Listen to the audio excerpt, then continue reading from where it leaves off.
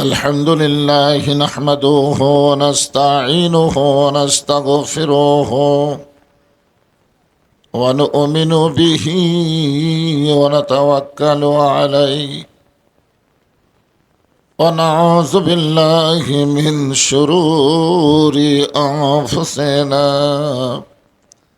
ومن سيئات أعمالنا من يهدي الله فلا مضل له ومن يضلله فلا هادي له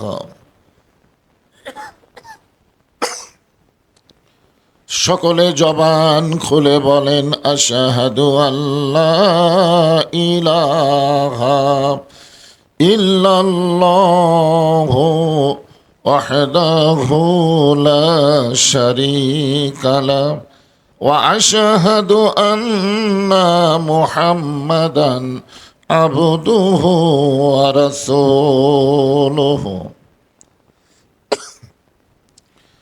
الذي أرسل رسوله بالحق بشيرا ونذيرا وداعيا إلى الله بإذنه وسراجا منيرا فقد قال الله تعالى في كلامه المجيد والفرقان الحميد জবান খুলে সকলে পড়েন আউযু বিল্লাহি মিনাশ শাইতানির রাজিম বিসমিল্লাহির الرحمن الرحيم الذي خلق الموت والحياة ليبلوكم أيكم أحسن عملا وهو العزيز الغفور إن الله وملائكته يصلون على النبي يا أيها الذين آمنوا صلوا عليه وسلموا تسليما اللهم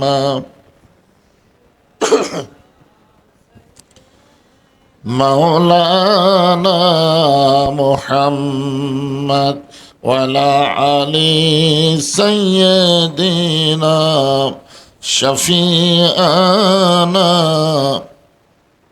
مشرقي حب محمد সকলে বলি সাল্লাল্লাহু আলাইহি ওয়াসাল্লাম मतलाए दीवानी माँ मतलाए खुर्शीद अशकास सीनाए सोजाने माँ बलागल उला बिकमालिह कशाफत दुजा बिजमालिह हसनत जमीओ खसालिह सल्लो अलैहि व आलिहि अल्लाहुम्मा आमीन। জান্নাতের বাগান থেকে জান্নাতি মানুষদেরকে নিয়ে আমি গুনাহগার তোমার রহমতের দরজায় দুখানা হাত তুলেছি আল্লাহ। হাসরের ময়দানে জাব্বার আর কাহার নামে রূপ নিয়া তুমি যখন বিচার শুরু করবে, তোমার সামনে দাঁড়ায়া সমস্ত নবীরা নাফসি নাফসি বলে কানতে থাকবে। এমন কঠিন অবস্থা হাসরে হবে, সেদিন সমস্ত নবী তার উম্মতকে ভুলে যাবে, শুধু বলবে আল্লাহ আমার কি হবে, আমার কি হবে। একমাত্র দরদি নবী শাফাতের কান্ডারি ইয়া রব্বি হাবলি উম্মতি বলে সেজদায় পড়ে যাবে। সেই কঠিন মুসিবতের সময় আজকের এই মাহফিলকে ওসিলা করে আমাদের সবাইকে রাসূলের উম্মতের কাতারে আল্লাহ কবুল করে নিও।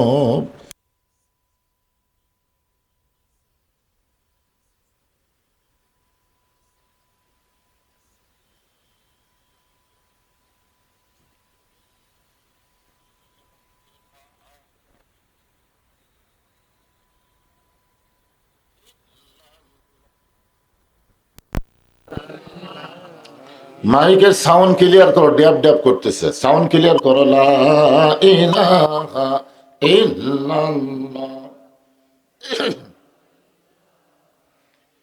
চাঁদ সূরজ আর গ্রহ তারা আল্লাহ নামের পাগল পারা। চাঁদ সূরজ আর গ্রহ তারা আল্লাহ নামের পাগল পারা। আমার আল্লাহ নামের এতই দয়া, আল্লাহ নামের এতই মায়া, লুকিয়ে রাখছেন হে আল্লাহ জোরে লা ইলাহা ইল্লাল্লাহ। আপনার একটু জবান খুলে মহব্বতে জোরে সরে লা ইলাহা ইল্লাল্লাহ। মরণের কালে বুঝিতে পারিবা, কবরে গেলে বুঝিতে পারিবা, এই কলে মার কত গুণ। লা ইলাহা ইল্লাল্লাহ বলরে পাগল মন। লা ইলাহা ইল্লাল্লাহ। মাইকেলা নাই এখানে, সাউন্ড এরকম হয় কেন? এখনই গলা ব্যথা ধরলো, টানতেছে না, কথা টানে না। লা ইলাহা ইল্লাল্লাহ। আল্লাহ রাসূল বলেছেন, কোন ব্যক্তি যদি সারা জীবন পাপ করে, আর যে জিকির করতেছেন মৃত্যুর সময় এই জিকির যদি তার জবানে জারি থাকে, শুধুমাত্র জবানে জিকির জারি থাকার কারণে আল্লাহ তার জীবনের সমস্ত গুনাহ মাফ করে দেয়। এই জন্য জিকিরকে বলা হয় আফজালু জিকির। সমস্ত জিকিরের মধ্যে শ্রেষ্ঠ জিকির হচ্ছে কলেমাতুত তাইয়্যিবা লা ইলাহা ইল্লাল্লাহ। যার দিলে আছে আমার আল্লাহর ভয়। কার ভয়? যার মনে আছে আল্লাহর ভয়। আল্লাহ আল্লাহ সব সময়, আহার নিদ্রা ভালো লাগে না এই দুনিয়া, ভালো লাগে না, ভালো লাগে শুধু আল্লাহ। লা ইলাহা লা ইলাহা ইল্লাল্লাহ মুহাম্মাদুর রাসূলুল্লাহ।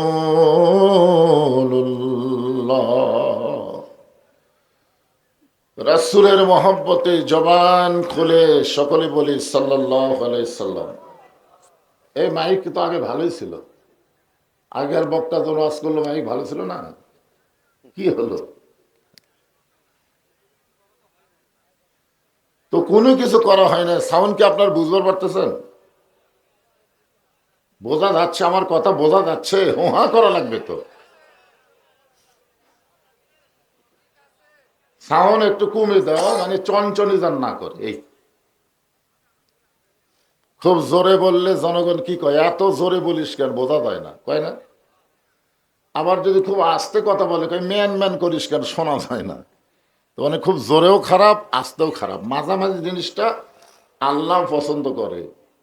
সবাই বল না বেশি বাড়িস না রে, ঝড়ে ভাঙ্গা যাবি, জোরে খান ঠিক কিনা। বেশি খাটো থাকিস না, ছাগলে খাবে। তার মানে কি, ছাগলেও যেন না খায়, ঝড়ে যেন না ভাঙ্গে, মাঝামাঝি জিনিসটা ভালো। দেবী শাউল দক্ষিণ পাড়া জামে মসজিদের উদ্যোগে আজকের এই তাফসিরুল কোরআন মাহফিল আল্লাহ তাআলা যেনাকে সম্মানিত সভাপতির আসনে কবুল করেছেন, এই গ্রামেরই কৃতি সন্তান জনাব আব্দুল জলিল সাহেব, তাই না? আজকের এই মাহফিলের সম্মানিত সভাপতিকে অন্তরের অন্তঃস্থল থেকে আমি শুভেচ্ছা জ্ঞাপন করছি। সম্মানিত সহসভাপতি আলহাজ তাজিমউদ্দিন আহমদ, আপনি তো আচ্ছা আচ্ছা আচ্ছা, যাই হোক, আপনারা অত্যন্ত ভালো কাজ করছেন। এলাকার 4 জন সম্মানিত ইমামকে সম্মানিত সহসভাপতির আসনে সম্মান দিয়েছেন। আজকের এই মাহফিলের সম্মানিত প্রধান অতিথি এই গ্রামের কৃতি সন্তান, যদিও গ্রামে থাকেন না, আলহাজ ডাক্তার মোহাম্মদ আব্দুল গফুর। আজকের এই মাহফিলের সম্মানিত সুধীজন, সম্মানিত ওলামায়ে কেরাম, আমার সামনে আপনাদের মাঝে মাঝে যে সমস্ত আলেম ওলামা বসে আছেন, মঞ্চে আছেন, মাগরিবের নামাজের পর থেকে এত রাত পর্যন্ত কোরআন হাদিসের আলোকে অত্যন্ত গুরুত্বপূর্ণ আলোচনা করে আপনাদেরকে শোনালেন আলেম ওলামা সহ আজকের মাহফিলের বক্তাগণকে অন্তরের অন্তঃস্থল থেকে আমি শুভেচ্ছা জ্ঞাপন করছি। আজকে আবার খুব কঠিন শীত হঠাৎ করে, তাই না? আজকে কিন্তু শীত একটু বেশি। কঠিন শীতের ভিতরে আরামের বাড়ি, আরামের ঘুম, ল্যাব তোষকের মহব্বত কলিজা থেকে বের করে এই জান্নাতের বাগানে আমার সামনে আল্লাহ যেনাদেরকে কবুল করেছেন। আমি যখন বললাম কবুল করেছেন, খালি একজন আমিন কয়েছে, বাদ বাকি কয়নি। তার মানে কি আপনার বুঝবার পারেননি? আপনারা কি কখনো মনে করছেন যে আমি নিজের ইচ্ছা এখানে আইছি? এখানে কখনোই মনে করা যাবে না, কারণ আল্লাহ যদি না চাইতো আমরা এই জান্নাতের বাগানে আসতে পারতাম না।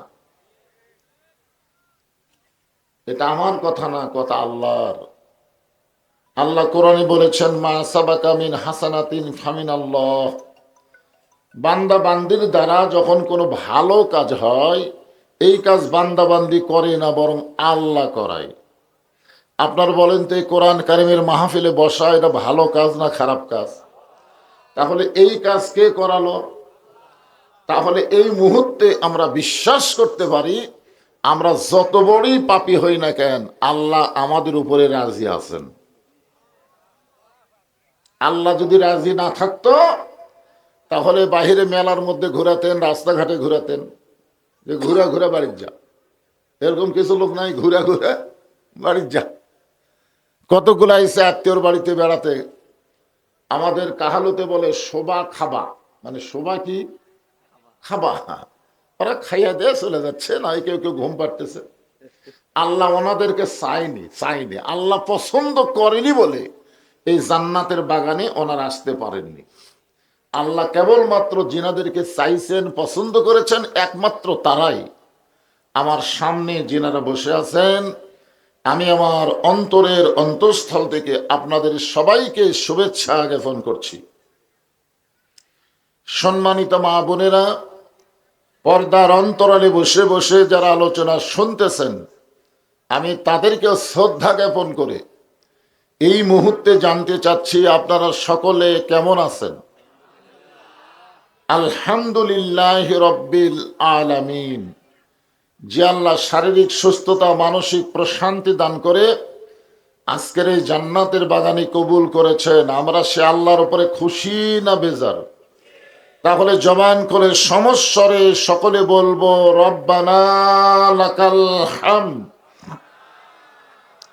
হামদান কাসীরান তাইয়িবান মুবারাকান ফীহি। দেখেন, গ্রামের নাম অনুসারে আমাদেরকে তো হিন্দুর ঘরে জন্ম নেওয়া দরকার, ঠিক না? দেবী, সায়ল, রায়, কালী এগুলো কি মুসলমানের নাম? আপনারাই বলেন, এগুলো কি মুসলমানের নাম? মুসলমানের নাম নয়।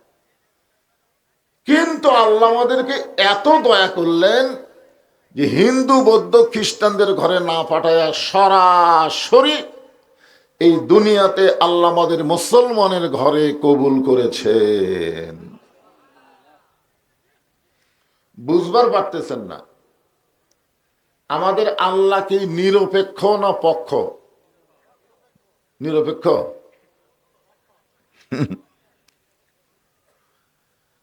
আল্লাহ যদি নিরপেক্ষ হতেন তাহলে এই আয়াত কেন নাজির করলেন? ওমাইয়াবতাগি গায়রাল ইসলাম দীনান ফালাই ইউকবালা মিনহু। ইসলাম ছাড়া অন্য কোন ধর্ম কেউ যদি গ্রহণ করে, আল্লাহ বলেছেন কখনোই তা কবুল করা হবে না। এ আয়াত দিয়ে বোঝা গেল আল্লাহ ইসলামের পক্ষ। ধরে কোন কথা ঠিক কিনা? আল্লাহ বলেছেন ইন্না দীনা ইনদাল্লাহিল ইসলাম। আল্লাহর কাছে মনোনীত একমাত্র জীবন বিধান ধর্মের নাম কি? এই হিসাবে আমাদের ভাগ্য ভালো না খারাপ? যদি আল্লাহ হিন্দুর ঘরে পাঠাতো, মনে করেন নাম অনুসারে দেবী, সাউল, রায়কালী, হিন্দুর ঘরে যদি পাঠাতো, আমরা কি পাইতাম? আল্লাহ পাইতাম না ভগবান পাইতাম? কথা কয় না। হিন্দুরা আল্লাহ কয়, ভগবান কয়। ভগবানের ভ বাদ দিলে গবানের অর্থ হয় না? গবানের গ বাদ দিলে বান মানে বুন না, দুনিয়ার কোন মানুষ পছন্দ করে না। বানের বা বাদ দিলে নো মানে নাই। এই তো ভগবানের খবর ভাই। আমরা যাকে আল্লাহ হিসেবে বিশ্বাস করি, আল্লাহু লা ইলাহা ইল্লা হুয়াল হাইয়ুল কাইয়্যুম। যদি আপনি মন চায় আলিফ বাদ দেন, লিল্লাহি মা ফিস সামাওয়াতি ওয়াল আরদ। আবার যদি মন চায় আর একটা লাম বাদ দেন, লাহুল মুলকু ওয়া লাহুল হামদ। আবার যদি মন চায় লাম বাদ দিয়ে দেখেন হুয়াল্লাহুল্লাযী লা ইলাহা ইল্লাহু। মুসলমানের ঘরে জন্ম নেওয়ার কারণে এমন একজন আল্লাহ আমরা পাইছি যে আল্লাহর সবকিছু বাদ দিলেও আল্লাহ বাদ পড়ে না। ধরে এখানে সুবহানাল্লাহ। এমন একজন আল্লাহ পাওয়ার পরে আপনার খুশি না বেজার? তাহলে জবান খুলে বলি আলহামদুলিল্লাহ। নিদানে আখেরাতে তরাইতে পলসে রাতে, কান্ডারি হইয়া নবী পার করিবেন সেই তরণী। বুঝতে পারছেন? আমাদের ভাগ্য এত ভালো, আমরা শুধু একটা আল্লাহ পাইনি, আমরা একজন বিশ্ব নবীও পাইছি। বলেন সুবহানাল্লাহ। যে নবী ঘোষণা করেছেন আমার উম্মতেরা যদি সারা জীবন পাপ করে, সারা জীবনই পাপ করছে, কিন্তু মরার সময় শুধু ঈমান নিয়ে কবরে আইছে, আমি রাসূল ওয়াদা দিয়ে দিলাম তাকে না নিয়ে জান্নাতে যাব না। এই কথা শোনার পরে সুবহানাল্লাহ মুখ জোরে হয় না? হ্যাঁ, মাইক ছাড়া। আছেন আমার মুক্তার, আছেন আমার ব্যারিস্টার, সেই বিচারের হাইকোর্টেতে তিনি আমায় করবেন পার। আমি পাপী রাসূল জাবিন্দার, আল্লাহ যখন হাকিম হয়ে আমাদেরকে আসামি বানায় বিচার শুরু করবেন, আল্লাহ কি বিচার করবেন না? আমরা তখন কি হব? আসামি। জোরে করে আমরা তখন কি হব? হাকিম হলেন আল্লাহ, আসামি হলাম আমরা।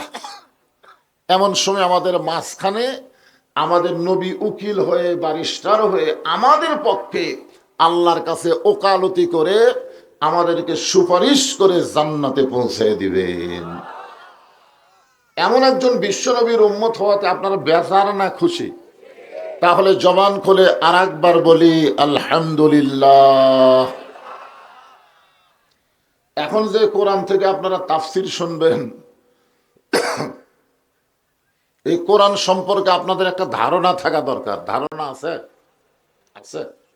দুই একজনকে আছে। কোরআনের 1 নম্বর ধারণা হলো জালিকাল কিতাবু লা রাইবা ফিহ। এটা এমন একটা কিতাব যার মধ্যে কোনো সন্দেহ নাই। আছে? সন্দেহ আছে? মাশাআল্লাহ।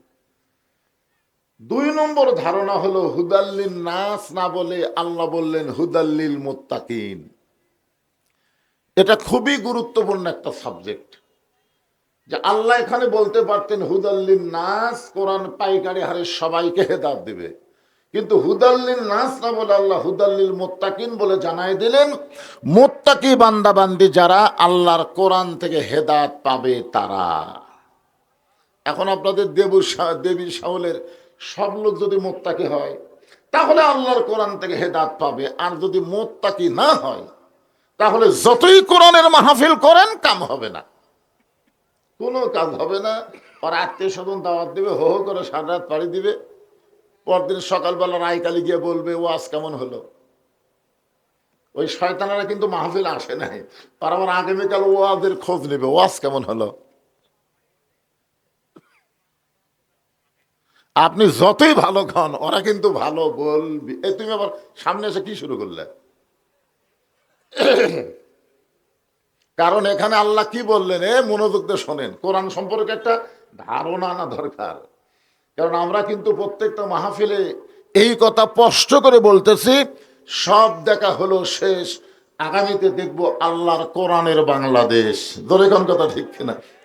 এ কথা কিন্তু আমরা বলতেছি, কিন্তু আসলে কি দেখা যাবে? কে চাইলে? আল্লাহ চাইলে। সবকিছু আল্লাহ চাবি, আমাকে চাওয়ার কিছুই নাই।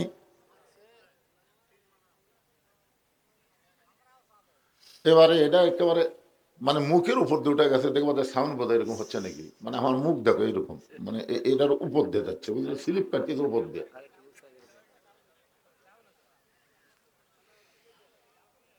তুলা দিবার তো চাচ্ছে, কিন্তু এমন চাপা দিছে বুঝলেন, এই চাপা দেওয়াতে ইয়ার কুলার পারতেছে না রে, আর মাজা ভাঙ্গা পারে। এই ওবায়দুল কাদেরের লাগালা হতে, বুঝলেন, মাজা বল নাই।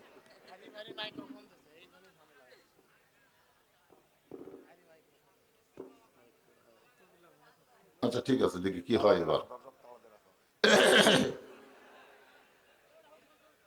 হবে? এটা আবার নাকত গেল রে, বেশি দিল। হ্যাঁ ঠিক আছে, আমি ঠিক করে নিচ্ছি, অসুবিধা নেই। আপনারা খালি ঠিক মতো হুহা করেন, তাহলে কেমন হবে। তাহলে আল্লাহ বললেন হুদাল্লিল মুত্তাকিন, মুত্তাকি বান্দা বান্দি যারা আল্লাহর কোরআন থেকে হেদায়েত পাবে তারা। এখন মুত্তাকি কারা? মুত্তাকি সম্পর্কে আল্লাহ 1 নম্বর বৈশিষ্ট্য বলেছেন আল্লাযীনা ইউমিনুনা বিল গায়ব। যারা মুত্তাকি হবে তারা অদৃশ্যের প্রতি বিশ্বাস স্থাপন করবে। না দেখা আল্লাহর প্রতি তাদের বিশ্বাস কম হবে না বেশি হবে? আজকের মাহফিলের সভাপতি সাহেব আমাকে বললো, হুজুর নামাজ রোজা হজ জাকাত করা এগুলা করলি কি দায়িত্ব শেষ? আমাদের এলাকার একজন নামাজি আসরের নামাজ পড়ে জমির ধান দেখবার গেছে, ধান দেখবার যায় দেখে ওপর জমির পানি চল বল করতেছে, নিচে ওর জমির পানি নেই। ওই তখন চারিদিকে তাকাচ্ছে, চারিদিকে ভাবে তাকিয়ে দেখে কেউ নেই। আস্তে করে বসে বিসমিল্লাহ কয়া জমির আল কাটছে। যেরকম কি কয়া, বাংলাদেশে কিছু মুসলমান আছে যে বিসমিল্লাহ করলেই মনে হয় সব হালাল হয়ে যায়। আপনারা বলেন তো, সুদের টাকা দিয়ে মাছ গোস্ত কিনে সেই ভাত খাওয়ার সময় যদি কেউ বিসমিল্লাহ কয়ে শুরু করে, ওটা হালাল হবে? মানুষের তৈরি আইনটা বাংলাদেশ চলাবে, এদের মুখে যখন বিসমিল্লাহ আসে মনে করবেন ওরা মদ খাওয়ার আগে বিসমিল্লাহ বলতেছে। তোরে কোন কথা ঠিক কিনা? হ্যাঁ, বিসমিল্লাহ কয়ে জমির আল কাটছে, বিসমিল্লাহ কয়ে জমির আল কাটা দেওয়ার পরে ওই পানি দিয়ে আবার হাত ধুছে, হাত ধুয়ে উপর দিকে দাঁড়ায় বলতেছে আলহামদুলিল্লাহ, কেউ দেখেনি। কি যারা প্রকৃত মুত্তাকি হবে তারা কোনোদিন চারিদিকে তাকাবে না, তাদের নজর যাবে উপর দিকে। জোরে কোন দিকে? বাবারে, কে দেখতেছে? তোমার দুই কান্দে দুই মোহরি লিখিতেছেন ডায়েরি, দুই কান্দে দুই মোহরি লিখিতেছেন ডায়েরি, দলিল দেখে রায় দিবে, টাকা পয়সার নাই কারবার। আমার দুই কান্দে দুইটা ফেরেশতা আছে, আমি কোন দেখছি? যখন দেখছি। তাহলে মুত্তাকির এক নম্বর বৈশিষ্ট্য কি? অদৃশ্যকে বিশ্বাস করতে হবে। আল্লাহকে আমরা দেখি নাই, তারপরেও নামাজের মধ্যে আত্মায় হয়তো পড়তে পড়তে এক সময় আমরা কিন্তু এরকম মারেন না? আপনারা মারেন না? এটা কি মারেন? আশহাদু আল্লা ইলাহা ইল্লাল্লাহ। আপনি আল্লাহ দেখছেন, তা আঙ্গুল তুলে কি বলতেছেন? এটাই হলো মুত্তাকি। সুবহানাল্লাহ বলেন। এই মুত্তাকি সম্পর্কে আল্লাহ অন্য জায়গায় বললেন, ইয়া আইয়ুহাল্লাযীনা আমানুত্তাকুল্লাহা হাক্কা তুকাতিহি ওয়া লা তামুতুন্না ইল্লা ওয়া আনতুম মুসলিমুন।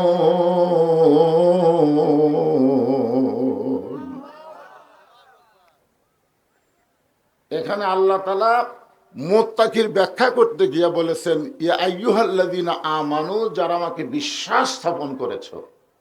আল্লাহকে যারা বিশ্বাস স্থাপন করেছে, মুত্তাকির এক নম্বর গুণ হচ্ছে আত্তাকুল্লাহ, ভয় করতে হবে কাকে? আচ্ছা, না দেখে আল্লাহকে আপনাকে বেশি ভয় লাগে, র্যাব পুলিশের বেশি ভয় হয়। কবরে যখন যাবে তখন কি বলবে? র্যাবের প্রশ্ন করবে না রবের প্রশ্ন করবে? আমরা 15.5 বছর কিন্তু রবের চাইতে র্যাবের ভয় বেশি করছি। আমি ওয়াজ করতে গেলে আমার বউ আমারে কয়েছে, দেখে শোনা ওয়াজ করবে। কি দেখবো বলে? র্যাবের গাড়ি, পুলিশের গাড়ি, এগুলা যদি থাকে তেল তেলা ওয়াজ করবেন, আর যদি না থাকে তাহলে কোনো মতে কবেন। তা আমরা আগে যা খেয়াল করছি, পুলিশের গাড়ি, র্যাবের গাড়ি এগুলো আছে কিনা, এগুলো যদি থাকে তাহলে তেল তেলা মারে দিয়েছে। তেল তেলা বোঝেন না, খালি তেল তেলা। বক্তারাও পর্যন্ত র্যাবের ভয়, পুলিশের ভয়, আজরাইল ধরার চিন্তা করেনি। জোরে খান কথা ঠিক কিনা? পুলিশ ধরবি, পারে পুলিশ ধরবি রে। আরে পাগলা, পুলিশ ধরবি, এদিক দিয়ে পুলিশ আসবি, এদিক দিয়ে চলে যাবো, ধরবার পারবি? এখন পারবি? কিন্তু আজরাইল যদি আসে কোন দিক দিয়ে পলাবেন কন্ত দেখি? যে আজরাইলকে কোনোদিন আমরা দেখি নাই, সদৃশ্য আজরাইলকে বিশ্বাস করা লাগবে। যে কোনো সময় আমাদের কাছে আসবে, যে কোনো সময়। আপনারা বলেন তো কোন সময়? আজকে যে সমস্ত কিশোর যুবকেরা মেলার মধ্যে ঘুরতেছে, এরা কিন্তু মনেই করতেছে না যে আমাদের কাছে এখনই আজরাইল আসবে। এরা মনেই করতেছে না। এরা হিসাব তো আছে, দাদা আছে, বাপ আছে, তারপরে সিরিয়ালে আমি আসি। কিন্তু যেদিন ডাক পড়িবে, কিন্তু যেদিন ডাক পড়িবে কবর মাঝে যাইতে, জোগাড় কিছু করছো বন্ধু তার মাঝে বিছাইতে। একটু মনোযোগ দিবেন। আল্লাহ বলতেছেন মুত্তাকির এক নম্বর গুণ হচ্ছে আত্মাকুল্লাহ, ভয় করতে হবে কাকে? এরপর আল্লাহ বললেন হাক্কা তুকাতিহি, শুধু ভয় করলে হবে না, ভয় করার মতন ভয় করা লাগবে। আপনার বলেন তো, ভয় করে চাকরি করছে ততদিন ভয় হয়নি, কিন্তু যে রিটায়ার করছে ওরে বাবা রে, যৌবন কালে কোনোদিন মসজিদে আসেনি, বুড়া হয়েছে আল্লাহর ভয়ে সিয়ার লিয়া মসজিদে আইছে। জোরে কোন কথা ঠিক কিনা? এরকম কিছু বদমাইশ মসজিদে দেখা যায় না? যৌবন কালে আর খোঁজই নাই, বুড়া বয়সে সিয়ার লিয়াচ্ছে। আপনার বলেন তো, মসজিদে মানুষ নামাজ পড়বারে খালি নামাজের জন্য আসে না সোয়াবের জন্য আসে? কমপক্ষে 27 গুণ। কয় গুণ? পৃথিবীর যে কোনো মসজিদে আপনি নামাজ পড়েন, মানে ওই কয়টা বাদ দিয়ে, আপনি কমপক্ষে 27 গুণ সব পাবেন যদি জামাতের সাথে নামাজ পড়েন। আমার কথা কি বুঝলেন? তো জামাতে নামাজ পড়া কি হেঁকা বেঁকা কাতার করা না সোজা করা? তো কাতার যদি সোজা করবার চান, পায়ের গোড়ালির সঙ্গে গোড়ালি মিল না করলে কাতার সোজা হবে না। কেউ যদি আগালি মিল করে, আগালি মিল করলে হবে? কারণ কারো পাও আধ হাত, কারো পাও 3 পা হাত, কারো পাও আবার 6 আঙ্গুল। তো এই জন্যে পায়ের গোড়ালির সঙ্গে গোড়ালি যদি মিল করবার চান, যে বেটা সিয়ারত বসে আছে ওর পায়ের গোড়ালি কুটি, তাহলে আপনি যতই চেষ্টা করেন ওর পায়ের গোড়ালির সঙ্গে গোড়ালি যদি মিল করবার না পারেন, আপনি 27 গুণ পাবেন না। এখন 27 গুণ যদি আপনি নিবার চান, তাহলে আপনার কাতার থেকে চেয়ার সরান লাগবে। জোরে কোন কি করা লাগবে? আপনি কাতার থেকে চেয়ার সরা দ্বিতীয় কাতারে দিলেন। এখন দ্বিতীয় কাতারের লোক যদি 27 গুণ চায়, তাহলে তৃতীয় কাতারে যাবে। তৃতীয় কাতারের লোক যদি 27 গুণ সওয়াবের আশা করে, তাহলে 4 নম্বর কাতারে যাবে। এক সময় দেখা যাবে মসজিদ আর চেয়ার থাকবি না। থাকবে? কিন্তু আপনারা তো ওগুলা সওয়াবের ধান্দা করেন না। একটু মনোযোগ দিয়ে শুনবেন। 7 বছর থেকে নামাজের তালিম দেওয়া হয়েছে, আর 10 বছর থেকে জোর করে নামাজ ধরান লাগবে। 10 বছর থেকে যেই যুবক নামাজ ধরবে, যেই বাচ্চা নামাজ ধরবে, সে কিন্তু সিয়ারত বসে নামাজ পড়া লাগবে না। আল্লাহ নামাজের ভিতরে এবং বাহিরে 13টা ফরজ দিয়েছে, তার মধ্যে একটা ফরজ হলো দাঁড়িয়ে নামাজ পড়া। কি নামাজ পড়া? আল্লাহ কোরআনে বললেন, কুমু লিল্লাহি কানিতিন। একটু মনোযোগ দিয়ে শুনবেন। হাক্কা তুকাতিহি, ভয় করার মতন ভয় যদি আমরা করতে চাই, বর্তমান বাংলাদেশের সমাজে হবে না, সমাজ পাল্টান লাগবে। ধরে কোন কি পাল্টান লাগবে? এই সমাজে হবে? ভয় করার মতন ভয় করব কার? কিন্তু আপনাকে আক্কেলপুরে মডেল মসজিদে, মডেল মসজিদে আপনি যদি জোহরের নামাজ সামনে কাতারে আদায় করবার চান, আপনার নিয়ত তো খুবই ভালো, সামনে কাতারে নামাজ পড়লে সওয়াব বেশি না কম? কিন্তু মডেল মসজিদে জোহর নামাজ পড়তে গিয়া দরজা খেয়াল করে দেখতেছেন আপনার পায়ের জুতার নাম 2000। পায়ের জুতার দাম কত? 2000 টাকা। এখন আপনি বলেন তো, বর্তমান বাংলাদেশের পরিবেশে 2000 টাকার জুতা দরজা থুয়ে আপনি সামনে কাতারে যাবার পারবেন? কথা কয় না, পারবেন? তাহলে জুতা কি করবেন? এই সত্যি কথাটা বলতে কি হয়, যেটা করেন সেটা বললে অসুবিধা আছে। তাহলে জুতা কি করবেন? হাতত নিবেন কার ভয়ে?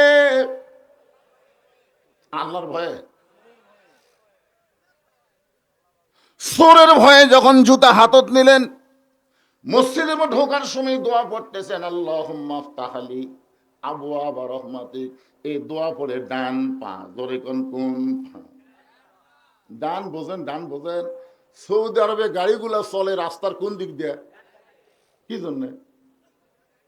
সৌদি আরবে আল্লাহর কোরআনের আইন চলে। কোরআন যারা মানবে তারাই ডানপন্থী হবে। তাহলে আল্লাহর কোরআনকে মেনেই তো মসজিদে আপনি ডান পায়ে ঢুকতেছেন। জোরে কোন কথা ঠিক কিনা? তো ডান পায়ে যেই ঢুকতেছেন, দুই কান্দে দুই ফেরেশতাকে, আল্লাহ আমরা কি করব? আমরা এখন কি লিখব? তোমার বান্দা চোরের ভয়ে জুতা হাতত নিছে, ডান পায়ে তোমার ঘরে ঢুকতেছে, জবানত আবার রহমতের দোয়াও আছে। এখন আমরা লেখমু কি? আমরা তো বিপদত পড়ে গেলাম। কারণ শুরু হচ্ছে চোরের ভয়, শুরু কার ভয়? তারপর ঘরে ঢুকতেছে কার দোয়া? কথা কয় না, কার? পাও ঢুকাচ্ছে কোনটা? আল্লাহ বলতেছে লিখিস না, লিখিস না, কারণ চোরের ভয় আল্লাহর ভয় একই কলিজার মধ্যে যদি রয়, তার কোনোদিন নামাজ কবুল হয় না।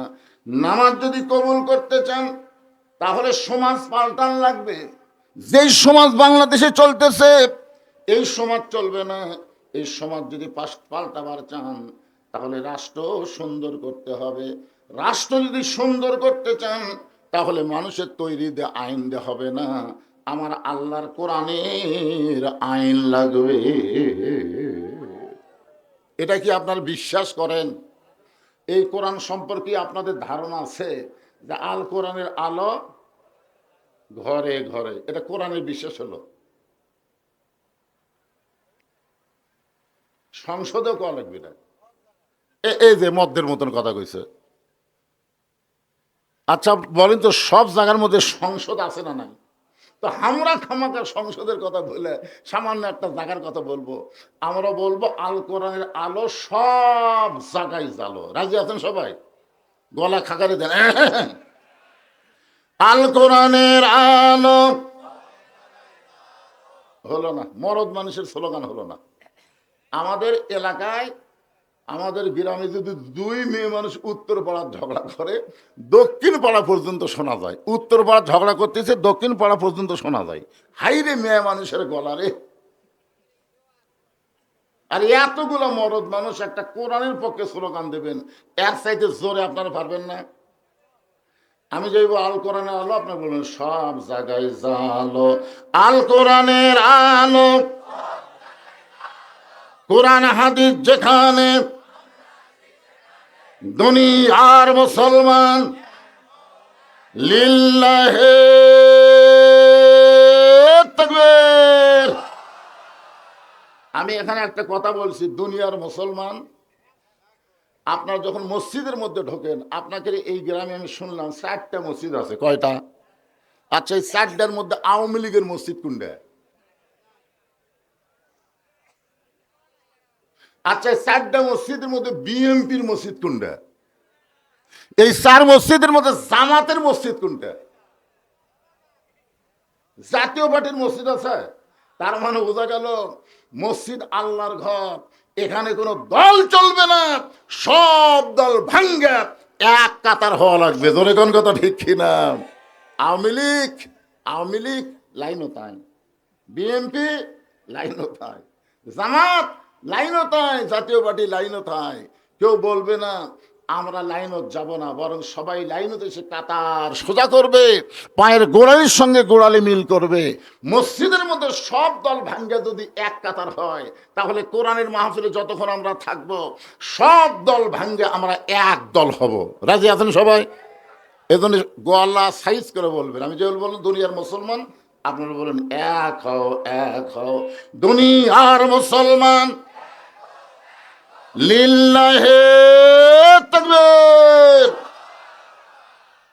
আল্লাহ কোরআনকে লক্ষ্য করে বললেন, অনুনাজ্জিলু মিনাল কুরআনি মা হুয়া শিফাউ ওয়া রাহমাতুল লিল মুমিনিন।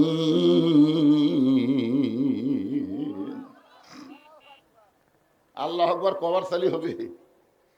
আমি 11 সালে প্রথম যখন হজ করবার গেলাম, বুঝলেন, আমার একজন সাথী ভাই ছিল আমার এলাকারই। আমি তো আর খোঁজ খবর সব জানি, কিন্তু আমি জায়গা পাচ্ছি না, বলি কখন, মানে বললি তো মন খারাপ করবে। তো জামরায় যখন শয়তানকে পাথর মারা শুরু হলো, দেখি ওই এক ঠ্যাঙের ওপর ভগ দেয়, আর এক ঠ্যাং তুলে মারে পাথর। আর পাথর মারা দেখে আমার বিরক্ত লাগলো। আমি বললাম, কে রে ভাই, আমরাও তো পাথর মারতেছি, কিন্তু এইভাবে তো মারতেছি না। তাই হুজুর, শয়তান পাথর মারা লাগবে হুজুর। আমি বললাম, পাগলা, আমি শুনলাম তুমি হজ করতে আসার আগে রেস্ট অফিসে গেছিলে। চুম করছে, হুজুর আমি শুনলাম তুমি ছেলেরা 18 বিঘা দিছে, তোমার মেয়ে নাকি 1 বিঘা দিছে। তখন এই খবর আপনি কেমনে জানলেন? আরে পাগলা, ওই বাইরের শয়তান পাথর না মেরা তোর নিজের মধ্যে মারতো, কারণ তোর ভিতরেই শয়তান আছে। বাইরে মেরা কোনো কাম হবি? যাদের ভিতরে শয়তান আছে এরা জীবনে আল্লাহু আকবার বলবার পারবি না। যতই আপনি আল্লাহু আকবারের ফজিলত দেন, ওই বলবার পারবি না, কারণ ভিতরই শয়তান। আপনার বলেন তো আল্লাহ আকবার বললে কে খুশি হয়? বেজার হয় কে? খালি শয়তান বেজার হয়। যত জোরে আল্লাহ আকবার বলবেন তত জোরে শয়তান পলায় যায়। রাসূল বলেছেন আর পিছন দিক দিয়ে বাতাস বার হয়, বাতাস বাতাস। পিছন দিক দিয়ে কি বাতাস বাড়ায় বোঝেন না সেটা? একটু মনোযোগ দিবেন সেই কোরআনকে আজকে আপনাদের সামনে তাফসীর আকারে দেখাবার চাই। আমরা শুধু কোরআন শুনবো না, আজকে বাস্তবে আল্লাহর কোরআন দেখব। দেখবেন? কারা কারা দেখবেন আল্লাহকে একটু হাত দেখান তো দেখি। সারা জীবন তো শুনাই গেলেন ভাইরে, আজকে একটু দেখেন তো নিজের চোখে কোরআন আসলে কি। হাত নামান। একটু মনোযোগ দিয়ে কথাগুলো শোনা লাগবে। সামিনা ওয়া তাআনা। আল্লাহ বলেছেন শুধু শুনলে হবে না, এইটা গ্রহণ করা লাগবে। বাংলাদেশের মতন ৯৬টা দেশের খলিফা হজরত ওমর মেম্বরে, মসজিদের মেম্বরে বসে নিজের গালে নিজে চড় মারতেছেন। আমাদের বাংলাদেশের মতন ৯৬টা, কয়টা? ৯৬টা দেশ একত্র করলে যত বড় এরিয়া হবে ততটুকু এরিয়ার খলিফা হলেন হজরত ওমর। মসজিদের মেম্বরে বসে, মসজিদের মেম্বরই কিন্তু সিংহাসন, মেম্বরে বসে নিজের গালে নিজেই চড় মারতেছেন। এই ডান হাতে ডান গালে চড় মারে, বাম হাতে বাম গালে চড় মারে। এমন সময় ওসমান গনি এসে বলে, আমির আল মুমিনিন আপনি কি পাগল হয়ে গেলেন? নিজের গালে নিজে চড় মারতেছেন, কারণ কি? ওমর ফারুক বলে, ওসমান এই মেম্বরে বসে আমার অতীতের কথা বারবার মনে হয়ে যায়। ওসমান গনি বললেন, আপনার অতীত কি? ওমর ফারুক বললেন, অতীত আমি খালার বাড়িতে রাখালি করতাম। ওসমান চুপ করছে। যেই বলছে অতীতে আমি খালার বাড়িতে কি করতাম, আচ্ছা এখন অর্ধ জাহানের খলিফা হয়েছে, ওই রাখালের কথা ভুলে গেলে চলবি? আজকে আমাদের বাংলাদেশে অনেক নেতারা অতীত ভুলে যায়, ভবিষ্যতের চিন্তা করে না, যার কারণে ৪১ সাল থাকার কথা ২৪ সালের ৫ই আগস্টে পালায়া যায়। ধরে কোন কথা ঠিক কি না? ভবিষ্যৎ, আমাদের ভবিষ্যৎ কি? আমার এলাকার এক লোক কয়, হুজুর আমি মসজিদে ৫ ওয়াক্ত নামাজ পড়বার যাই না। আমি বললাম কেন? বলে মসজিদের বারান্দার খাটনি আছে তো, ওটা দেখলেই খালি আমার মরার কথা মনে হয় হুজুর। মসজিদে বারান্দার কি আছে? খাটনি আছে। উনি বলতেছে ওটা দেখলে খালি আমার মরার কথা মনে হয়। আপনার বলেন তো আমাদের ভবিষ্যৎ কি? কথা কয় না রে ভাই। মরা তো লাগবেই, মানে কি মরা? ভবিষ্যৎ আমাদের মরা। কতদিন পর? এখানে একটা লোক, এই ছেলেবেলেরা যারা এসেছো, একজন দাঁড়ায় বলো আমার বাড়ি সবচাইতে কাছে, আমি এখান থেকে বাড়ি যাবার পারবই। খালি একটা লোক দাঁড়ায় বলো তো। তাহলে এত নিকট আপনার বাড়ি, সেই বাড়িতে যাওয়ার যদি গ্যারান্টি না থাকে, এত মশান মরেন কেন? এত মশান কিসের? বারবার খালি ঘাট কাট করে কি দেখতেছেন ভাই? তাই ৫ তালার ভিত দিছি ভাই রে, ৩ তালা আছে রড বার করে থুছি, আর ২টা তালা। আপনার বলেন তো যতবারই উপর দিকে তাকাচ্ছে আর কি হচ্ছে? কান্দের ফেরেশতাকায়, পাগলা উপর দিকে না তাকায় নিচের দিকে তাকা। তোর জন্য ৫ তালা না ৬ তালা না, তোর জন্য হলো নিচতলা। নিচতলা, ১ তালাও না, নিচতলা। আমাদের ভবিষ্যৎ কি? ৫ তালা না নিচতলা? অতীতের খবর কি? অতীত অতীত। আমি অতীতে, বুঝলেন, আমার রাস্তা দিয়ে যখন কোনো টুপিওয়ালা দাড়িওয়ালা মানুষ যাইতো, আমি দৌড়ে যা হাত ধরে বলতাম, ভাই আপনাকে পাড়ার কি শোভা হয়েছে? না হুজুর এখনো হয়নি। হুজুর তো না, আমাকে না ভাই এখনো হয়নি। আমি তখন বলতাম ওয়াজ করে পারি, আমাকে একটু দাওয়াত দেন। ওরা বলতো কি যে কন, আপনার ওয়াজ জীবনে শুনিনি, ওয়াজ দিয়ে দাওয়াত দেবো। আমি ঘুরে ঘুরে ২০ জনকে বললে ২ জন আমার দাওয়াত দিত। এটা হলো আমার অতীতের খবর। মানুষের হাত ধরে চায়া চিন্তায় দাওয়াত নিছি। আর বর্তমানে খবর হলো মানুষজন দাওয়াত দিবার চাই, আমি ভয়ে লুকে থাকি। এটা হলো আমার বর্তমানের খবর। আর আমার ভবিষ্যতের খবর হলো অন্ধকার কবর দৈনিক আমাকে ৭০ বার ডাকতেছে। জোরে কোন কথা ঠিক কিনা? এখন অতীত ভুলে দেয়, ভবিষ্যতের চিন্তা না করে বর্তমানে কি হনু রে। আজকে যারাই অহংকার করতেছে তার অতীত ভুলে গেছে, ভবিষ্যতের চিন্তা করে না, তারাই শুধু অহংকার করতে পারে। জোরে কোন কথা ঠিক কিনা? ওসমান গনি বলে, আমির আল মুমিনিন, আপনি অতীতে খালার বাড়িতে রাখালি করতেন, একটু বলেন কেমন রাখালি করতেন? ওমর ফারুক বলে, ওসমান, আমার মতন বোকা মানুষ দুনিয়াতে কেউ ছিল না। আমি ছাগল চড়াতে যাইতাম ময়দানে, বিকেল বেলায় যখন ছাগলগুলো ফেরত আনতাম, আমার খালা কান ধরে বলতো, ওমর, কয়টা ছাগল নিয়ে গেলে, কয়টা ফেরত আনলে? আমি ছাগলগুলো গুনে দেখি 2-4টা ছাগল কম। আমি আবার দৌড় দিতাম, ওই ছাগলগুলো খুঁজে খুঁজে করে এনে খালায় যখন জমা দিতাম, খালা মাথার চুল ধরে বলতো, ওমর, যেই ভুল আজকে করেছো, এরকম বোকামি যদি আগামীকাল করো, তোমার রাখালির চাকরি কিন্তু ক্যান্সেল করে দিব। আমি খালার পা ধরে বলতাম, খালা, আমার রাখালির চাকরি ক্যান্সেল করে দিলে থাকবো কোথায়, খাবো কি? একদিন যে ওমর রাখালির চাকরি রক্ষা করার জন্য খালার পা ধরে কেঁদেছে, আজকে সেই ওমর অর্ধ জাহানের খলিফা হয়েছে। এটা ওমরের যোগ্যতাই নয়, এটা কেবলমাত্র আল্লাহর কোরআনের ওসিলা। এখন আপনারা বলেন, এই কোরআনের ক্ষমতা আছে না নাই? কিন্তু বর্তমানে বাংলাদেশে ফজিলত শুনানো হচ্ছে, প্রধান অতিথি বললেন যে কোরআনের হাফেজ হবে তারা আপনজনের মধ্যে 10 জন যাদের উপর জাহান্নাম ওয়াজিব হয়ে গেছে, তাদেরকে সুপারিশ করে জান্নাতে নিয়ে যাবার পারবে। একটা লোক সুবহানাল্লাহ করলেন না, মানে বিশ্বাস হচ্ছে না, বিশ্বাস হচ্ছে না আপনার ছেলে। এই গ্রামে কয়টা হাফেজ আছে কোনো খোঁজ নেয় না, এই গ্রামে কয়টা ডাক্তার আছে, এই গ্রামে কয়টা ইঞ্জিনিয়ার আছে, এই খোঁজ নাই। এই গ্রামে যদি এসপি থাকে, ওই তো রায়কালির যায় খালি চা নাকি খায়। আমার গ্রামে এসপি আছে তুই জানিস? আর যদি এমপি হয়, ওরে বাবা রে, এই সায়েন্সের অত্যাচারে ব্যবসায় বন্ধ হয়ে যাবে। কথা কন না কেন ভাইজান? আপনার বলেন, এসপি, ডাক্তার, ইঞ্জিনিয়ার, ব্যারিস্টার, ওরা যদি রাস্তা দিয়ে যায়, কবরের আযাব বাড়তে পারে, কমবে না। আলিম যদি রাস্তা দিয়ে যায়, তার জুতার ভরসা আল্লাহর কবরে আযাব কমে দেয়। জোরে কোন সুবহানাল্লাহ। কোরআনের ক্ষমতা নাই বলে হাফেজ সাহেবের দাম নাই, যতই ফজিলত শুনেন কাম হবি না, কোনো কাম হবি না। আমার এলাকার হাফেজ সাহেব মসজিদের খাদেম হচ্ছে, মসজিদের খাদেম। খাদেম বোঝেন না? মসজিদ পরিষ্কার করে, টাইলস মোছে, ফ্যান ট্যান মোছে। সাধারণ একজন মানুষ মসজিদের মধ্যে গিয়ে, ভাই, মসজিদের কোনায় ফ্যানকে ময়লা কেন, ফ্যানের মধ্যে মাকড়ার ভাষা কেন? হাফেজ সাহেব খালি দৌড়াচ্ছে আর মুছতেছে। সাধারণ একটা মানুষের তাড়ায় একটা হাফেজ সাহেব পাগলের মতন দৌড়ায়। এই দেশে কোরআনের দাম আছে?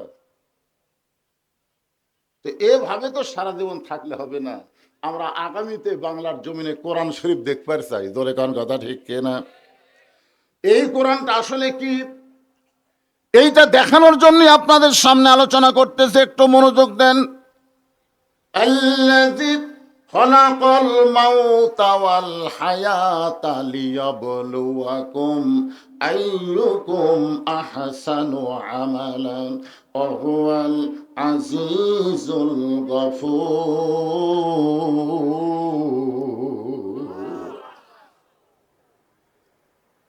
অর্ধ জাহানের খলিফা হযরত ওমর শুধুমাত্র আল্লাহর কোরআন দেখার জন্য, শুধুমাত্র আল্লাহর কোরআন দেখার জন্য, এই কোরআনটা আসলে কি, যে কোরআন রাখালকে অর্ধ জাহানের খলিফা বানাইছে, এই কোরআনটা আসলে কি, শুধুমাত্র আল্লাহর কোরআন দেখার জন্য ছদ্মবেশে মদিনার অলি গলি ঘুরতেছে হযরত ওমর। হঠাৎ দেখতে পাই 2 পাহাড়ের মাঝখানে একটা গিরিপথ। গিরিপথ মানে চাপা পথ। কি পথ? মানে 2 দিকে পাহাড় উঠছে, মাঝখানে একটা সংকীর্ণ রাস্তাকে বলা হয় গিরিপথ। অর্ধ জাহানের খলিফা হযরত ওমর দেখছেন, আল্লাহর কোরআনকে দেখার জন্য গিরিপথের দিকে লক্ষ্য করে দেখে একটা সুন্দরী মেয়ে ধীর গতিতে হেঁটে হেঁটে চলতেছে। আপনাদের গ্রামে সুন্দরী মেয়ে আছে না নাই? আছে না নাই? যেরকম আছে না নাই? এখন হয়তো বলবেন, সুন্দরী মেয়ে কারা? সুন্দরী মেয়ে কারা? মেয়েটা যদি দেখতে খাটো হয়, মেয়েটা যদি দেখতে কালো হয়, এরপরও আল্লাহর আইন পর্দা যদি মেনে চলে, আল্লাহর কোরআন তাদেরকে সুন্দরী বলে। আমি যেই বলবো পর্দানিশী নারী যারা, আপনারা সবাই একটু জবান খুলে বলবেন বিশ্ব সুন্দরী তারা, পর্দানিশী নারী যারা। আচ্ছা, আপনারা কি আল্লাহর কোরআনের সাথে একমত না দ্বিমত? তাহলে একমত হলে যারা বলতেছেন না, আপনার পেস্টিস কমা যাচ্ছে, তাই না? আমি হুজুরের সাথে স্লোগান দিব, আমার একটা পেস্টিস নেই। আপনি জবান বন্ধ রাখলেন মানে কোরআনের সাথে দ্বিমত করলেন। আপনার এই কোরআনের সাথে একমত না দ্বিমত? অকরনা ফি বুয়ুতিকুন্না ওয়ালা তাবাররাজনা তাবাররুজাল জাহিলিয়াতিল উলা। আমি যেই বলবো পর্দানিশী নারী যারা, আপনার বলবেন বিশ্ব সুন্দরী তারা, পর্দানিশী নারী যারা। এইবার যে বলবো বেপর্দা নারী যারা, আপনার বলবেন শিলা কলা তারা, শিলা কলা। বলার পারবেন না? বেপর্দা নারী যারা, একই গাছের কলা, এক গামলায় সুসাওয়ালা, এক গামলায় শিলা। আপনি টাকা দিয়ে কোন কলা নেবেন? আপনি মহারণা দিয়ে, মহারণা, মহারণ মানে কি টাকা না? তো টাকা দিয়ে আপনি কোন কলা নেবেন, সুসাওয়ালা না শিলা? আপনি কি কলা শিলা খান না? তো তাহলে আগে থেকে শিলা আছে, লিবেন আর খাবেন। ও, কলা খাওয়ার ব্যাপারে আপনি খুবই চালাক। আপনি শিলা কলা নেবেন না, তো বিয়ে করার সময় আপনি এত বোকা হলেন কেন? এই যুবকেরা যারা এখনো বিয়ে করো নাই, আজকের দিনে তোমরা শপথ করো, বিয়ে যদি করতে হয় বেপর্দা নারী বিয়ে করব না।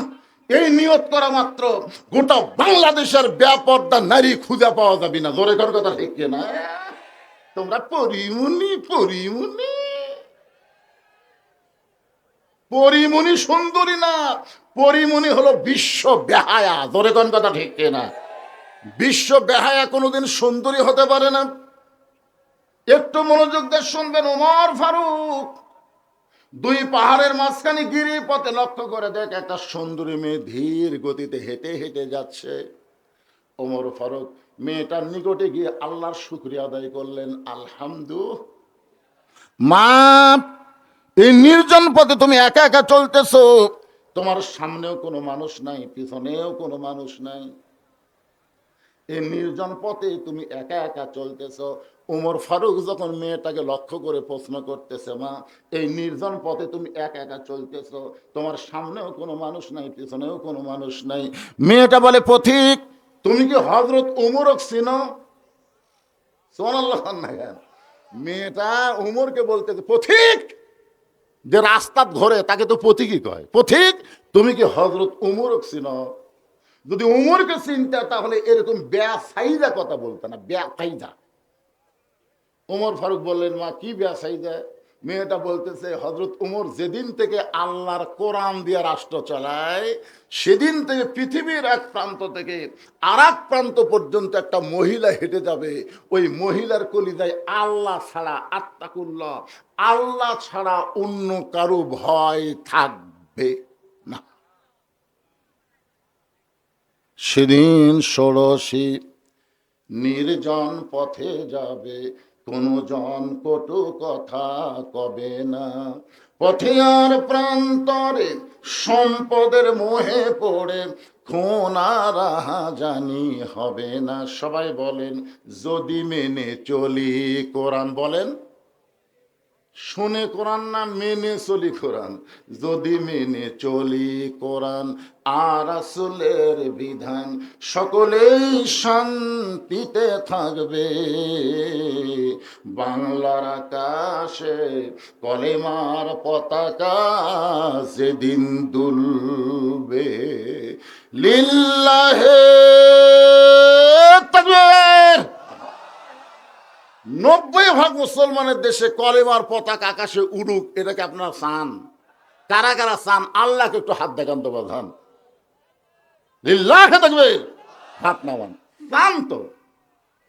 দেখা হোক বা না হোক, চাইলেন না, এই চাওয়াটাই জান্নাত পাওয়ার একটা ওসিলা। বুখারী শরীফের কিতাবুল মাগাজি শরীফে একটা হাদিস আছে, মান সাআলাল্লাহু তাআলা আশ-শাহাদাতা বিসিদকিন বাল্লাগাহুল্লাহু মানাজিলাশ শুহাদা ওয়া মাতা আলা ফিরাশিহি। কোন ব্যক্তি যদি এইরকম নিয়ত করে আল্লাহর কাছে চায় যে আল্লাহর দ্বীন ইসলামকে দুনিয়াতে গালিব করতে গিয়ে আমি শহীদ হব, আমি শহীদ হব, এরকম নিয়ত করছে, কিন্তু ওই মাতা আলা ফিরাশিহি, সে যদি নিজের বিছনায়ও মারা যায়, বাল্লাগাহুল্লাহু মানাজিলাশ শুহাদা, হাসরের ময়দানে আল্লাহ তাকে শহীদদের কাতারে দাঁড় করায়া দিবে। এই হিসাবে ওসমান হাদি কি? দুই একজন বলতেছেন বাপ বাকি কথা কন না কেন? ওসমান হাদির দুই চারটা বক্তব্য আপনার শুনছেন। এই ছেলেটা দুই চারটা বক্তব্য দিছে, সবসময় খালি ভারতের মালওয়ানের বিরুদ্ধে কথা বলেছে। ধরে কোন কথা ঠিক কিনা? এই বাংলাদেশে যারা ভারতের দালালি করে তারাই শুধু ওসমান হাদির বিরুদ্ধে কথা বলতে পারে। প্রকৃত মুসলমান যারা এর বিরুদ্ধে একটা কথাও বলবে না তারা। ধরে কোন কথা ঠিক কিনা? আর যে সরকার পলায় গেছে ওই সরকারে কিছু চামচারা ওসমান হাদির বিরুদ্ধে বলতে পারে। ওসমান হাদি কিন্তু মরে নাই। আজকে প্রধান উপদেষ্টা ডক্টর ইউনূস জানাজার আগে যে ভাষণটা দিছে, ওই ভাষণটা শুনে আমার চোখ দিয়ে দর দর করে পানি পড়েছে। আল্লাহ কোরআনে বলেন, ওয়ালা তাকুলু লিমান ইউকতালু ফি সাবিলিল্লাহি আমওয়াতুন বাল আহইয়াউ ওয়ালাকিন লা তাশউরুন।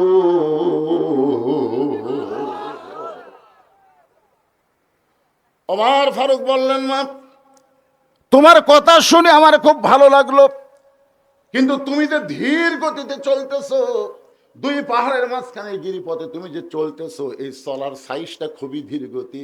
এভাবে ধীর গতি চলার কারণে আমার মনে হয় তোমার ভিতরে কোনো দুঃখ আছে, কারণ একজন দুঃখী মানুষ এভাবেই চলাচল করে।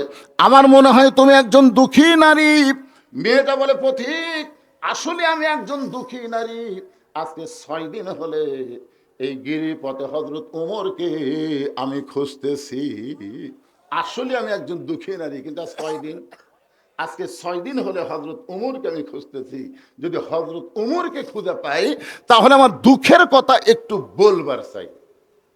ওমর ফারুক বললেন, মা তুমি কি পাগলি টাগলি নাকি? উমর হচ্ছে অর্ধ জাহানের খলিফা, সেই উমরকে তুমি খুঁজতেছো দুই পাহাড়ের মাঝখানের গিরিপথে। উমরকে যদি পাওয়ার চাও, সংসদ ভবনে যাও, গণভবনে যাও, রাষ্ট্রপতির ভবনে যাও। এইগুলা জায়গা না খুঁজে দুই পাহাড়ের মাঝখানে খুঁজতেছো। উমর কি গরু ছাগল? উমর কি উট দুম্বা নাকি যে এই দুই পাহাড়ের মাঝখানে রাস্তা তুমি পাবা? সঙ্গে সঙ্গে মেয়েটা বলে, পথিক আল্লাহর কোরআন দিয়ে যখন রাষ্ট্র চলবে তখন নেতা খোঁজা লাগবে না, বরং নেতারাই দুঃখী মানুষকে খুঁজে বেড়াবে। তাহলে আল্লাহর কোরআন দিয়ে যখন বাংলাদেশ চলবে তখন আপনি নেতা খোঁজা লাগবে। ভোটের আগে যেরকম নেতা আপনি খুঁজতেছে না, ভোটের পরে আরো বেশি খুঁজবি। জানেন আমাকে এলাকায় ভোটের আগে যা খোঁজে ভাই, কি চরিত্র রে, সব ঢাকার থেকে চলে যাচ্ছে। বসন্তের কুকিল ড্রাইভারে গাড়ি থামা। ড্রাইভার বলে, কেন স্যার? রাস্তা দিয়ে মানুষ আসতেছে, গাড়ি থামা।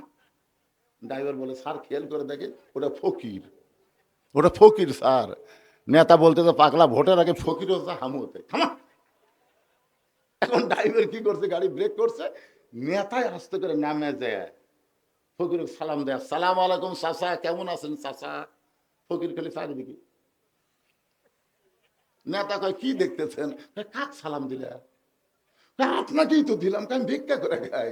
নেতা কয়, ভোটের আগে আপনিও যা হামু তাই। এই রে নেতার চরিত্র রে।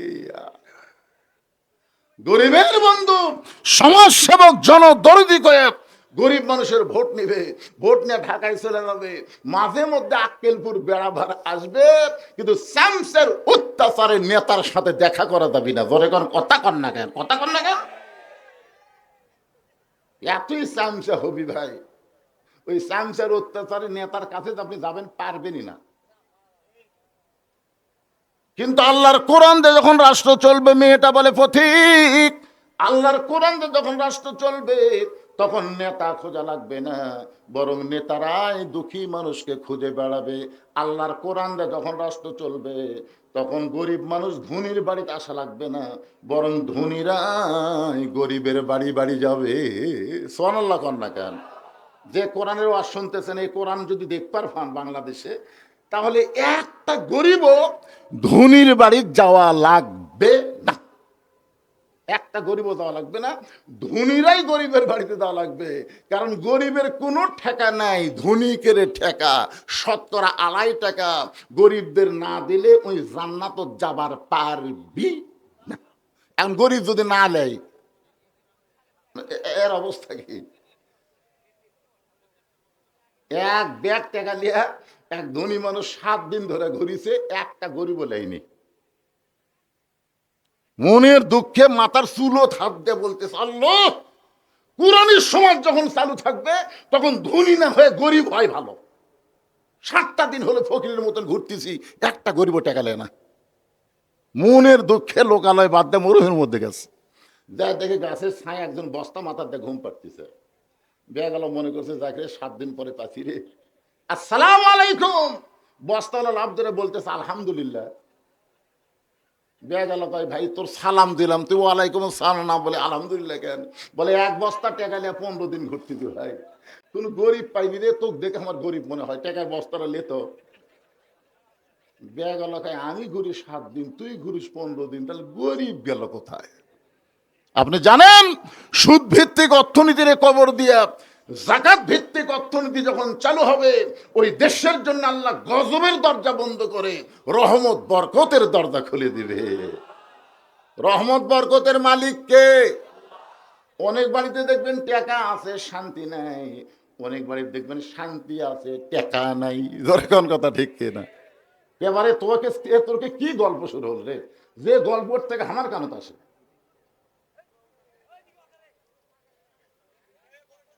ঈদের দিন শোনেন, ঈদের দিন ঢাকার একজন সাহেবের বউ, ম্যাডাম করা কয়, ম্যাডাম পার্টিত গেছে ঈদের দিন। ঈদের দিন ম্যাডাম পার্টিত গেছে। এখন স্বামী দেখে বউ বাড়িতে নাই, বেড়ায়, পার্কত যা ঘুরতে ঘুরতে দেখতে পায় গাছের ছায়ায় এক ফকির আর ফকুর নিয়ে, বুঝলেন, ঈদের দিনে মানুষের কাছে সীমায় চিনি চাইলে আসে ওই গাছের ছায়াত বসে ফকির ফকুনির মুখত দেয়, ফকুর নিয়ে ওর ফকিরের মুখত দেয়।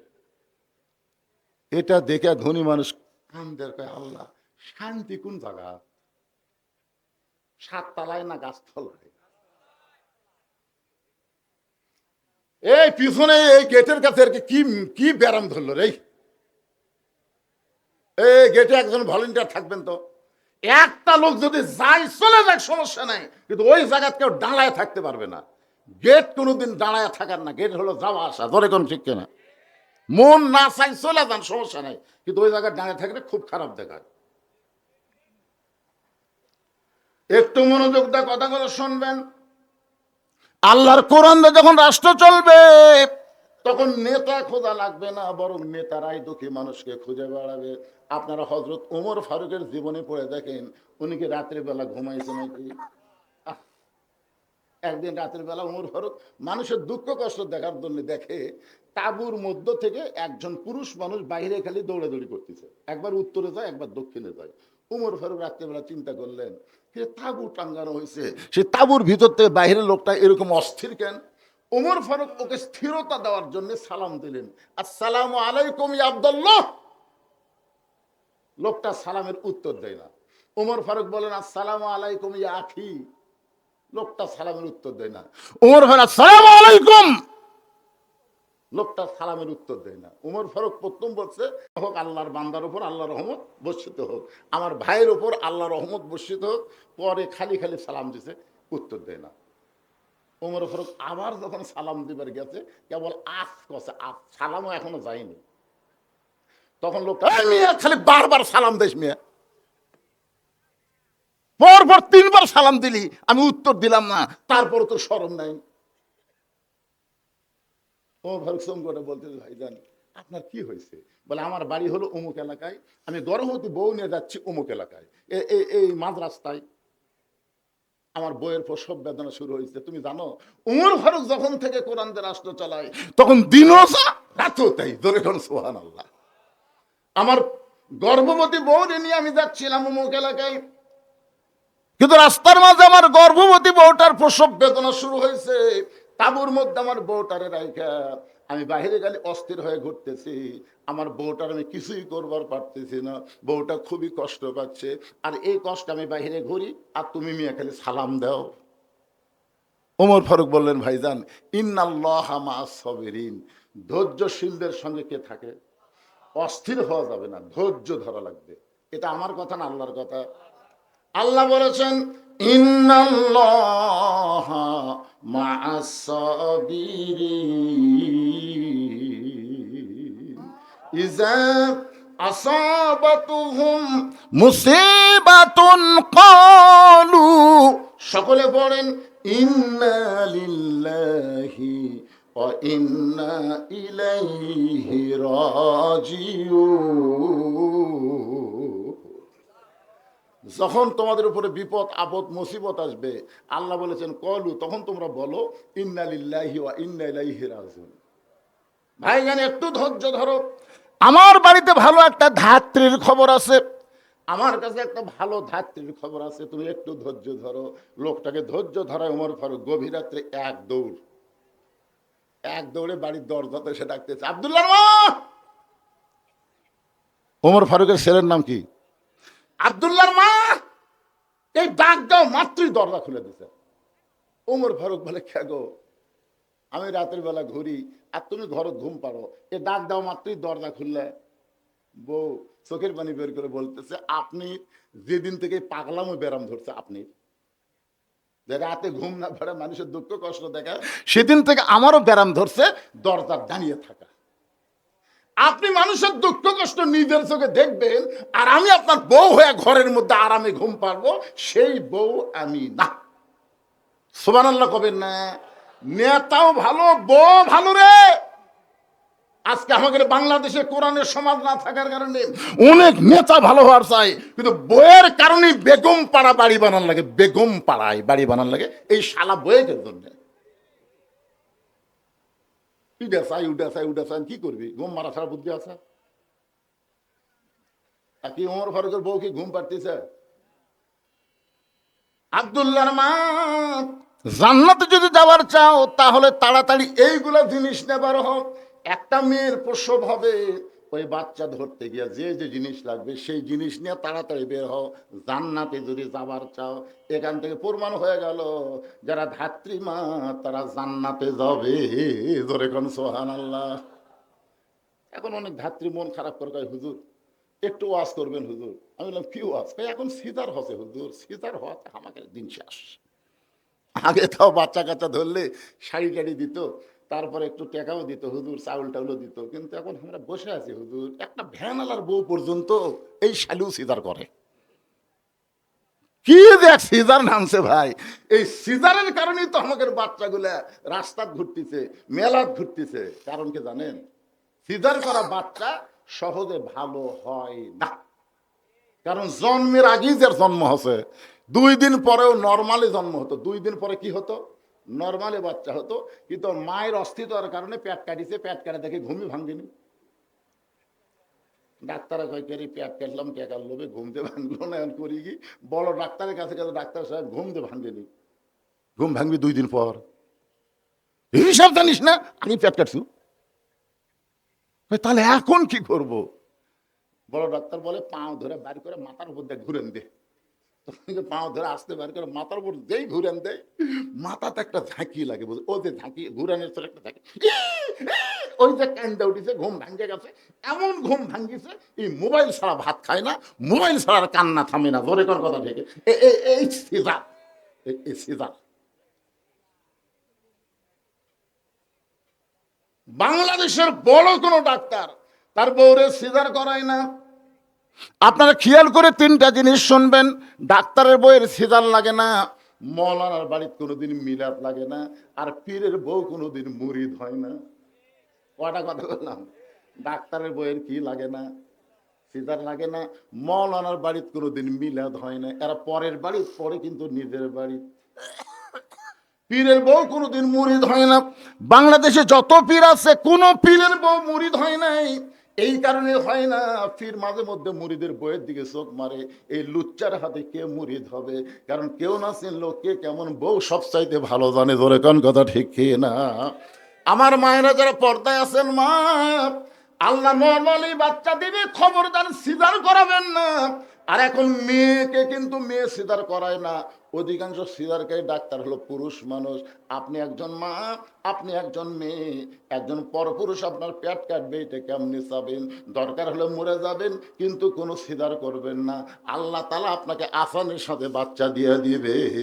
কি বলবো প্রসবের কথা, মা বিনে সেই ব্যথা কেউ তো বুঝিবে না। মাজন ঠেকিয়া সন্তানের দায়, অকালে মা মারা যায়, কেন সে মায়ের ভক্তি করো না? এমন দরদি ভাবে কেউ হবে না আমার মা গো। সোনালা কন্যা সব কিছু নিয়ে ওমর ফারুকের বিবি। ওমর ফারুক তাবুর ওপর দৃষ্টি দিয়ে ঢুকাই দিছে। এবার ধাত্রী তাবুর মধ্যে ঢুকছে। কিছুক্ষণ পরে ওমর ফারুকের বিবি বলতেছে, ইয়া আমিরুল মুমিনিন, আপনার ভাইকে খবর দেন, তার সন্তান এবং বিবি দুইজনই সুস্থ রয়েছে। আপনারা তো সুবহানাল্লাহ করলেন, কিন্তু এই লোকটার অবস্থা কি? 3 বার সালাম দিলে সালাম তো লেয়নি, উল্টা গালি দিছে। যেই বলতেছে আমিরুল মুমিনিন, আপনার ভাইকে বলেন তার বিবি এবং সন্তান সুস্থ আছে, সঙ্গে সঙ্গে লোকটা বসে ওমর ফারুকের পাও ধরে বলে, আমিরুল মুমিনিন, আমি কত বড় বেয়াদবি করেছি। ওমর ফারুক বলে, যেদিন থেকে মদিনার খলিফা হয়েছি সেদিন থেকে এই অভ্যাসটা ধারণ করেছি। অনেক জায়গায় সম্মান পাই, আবার অনেক জায়গায় গালি খাই, এরপরও এইটা ছাড়া যাবে না। এইটাই হলো আল্লাহর কোরআনের সমাজ। জোরে বলেন কথা ঠিক কি না? মেয়েটা বলতেছে, পথিক, আল্লাহর কোরআন যখন রাষ্ট্র চলবে, নেতা খোঁজা লাগবে না, বরং নেতারাই দুঃখী মানুষকে খুঁজে বেড়াবে। আমি 6 দিন হলে ওমরকে খুঁজতেছি, আর 1 দিনের মধ্যে যদি না পাই, কয়দিন খুঁজছি, আর 1 দিনের মধ্যে যদি না পাই, তাহলে আসল জায়গা বিচার দিব। আসল জায়গা আপনার বলেন তো, কয়দিন খুঁজবি? 7 দিন। ধরে কোন কয়দিন? তার মধ্যে কয়দিন গেছে? 6 দিন গেছে, আর 1 দিন। যদি উমর না পাই, তাহলে আসল জায়গা বিচার দেবো। আসল জায়গা বোঝেন আপনারা? 15.5 বছর কিন্তু বাংলার জনগণ আসল জায়গা বিচার দেয়নি। বিচার দিছে জজ কোর্টে, বিচার দিছে হাইকোর্টে, বিচার দিছে সুপ্রিম কোর্টে। এইগুলো সব কোর্ট হাসিনা দখল করছে। ধরে এখন কথা ঠিক কিনা? বলে বিচার দিয়ে লাভ হবে। কিন্তু 23 সালের আগস্ট মাসে যখন আল্লামা সাইদি হুজুর দুনিয়া থেকে বিদায় নিল, তাকে ইচ্ছা করে বিদায় করে দেওয়া হলো। জেলখানা থেকে বের করে হাসপাতালে নিয়ে গিয়ে তাকে হত্যা করা হলো। ধরে কোন কথা ঠিক কিনা? আপনারা বলেন তো, ওই দিন বাংলার আলেম ওলামা, হাফেজকারী, ইমাম মুয়াজ্জিন, তাহাজ্জুদ বুজুর্গি সবাই চোখের পানি নিয়ে কিন্তু আসল জায়গায় বিচার দিছে। ধরে কোন কথা ঠিক কিনা? যেই লোকটা কোরআনের 50 বছর তাফসীর করলো, যেই লোকটাকে অন্যায়ভাবে জেলখানায় বন্দি করে রাখলো, সেই লোকটাকে আবার হাসপাতালে হত্যা করলো। আল্লাহ তুমি কি দেখো না? আল্লাহ তোমার কি চোখ নাই? এই হাসিনা যা করবি তাই। এমন চোখের পানি নিয়ে আসল জায়গা বিচার দিছে ভাই। পরের বছর সাইদি হুজুর যেই তারিখে দুনিয়াতে বিদায় নিছে, ওই তারিখ আশায় লাগেনি। বারে 5 তারিখেই হ্যাঁ, হাসিনা যখন পলাচ্ছিল, ওই ভিডিও আমার কাছে আছে, বুঝলেন? কি যে মজা লাগে ভাই। ওর বোন শেখ রেহানা মাটির দিকে তাকে হাঁটতেছে, আর হাসিনা ওদের বিবারত উঠবি, তার আগে দেখবেন খালি এরকম চারদিকে এরকম তাকায়।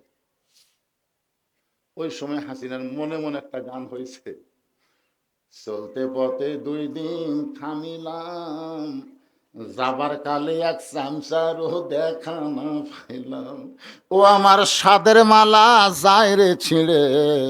কত চামচা ছিল আপনাদের কালাই ক্ষেত লাল আক্কেলপুরের এমপি হযরত।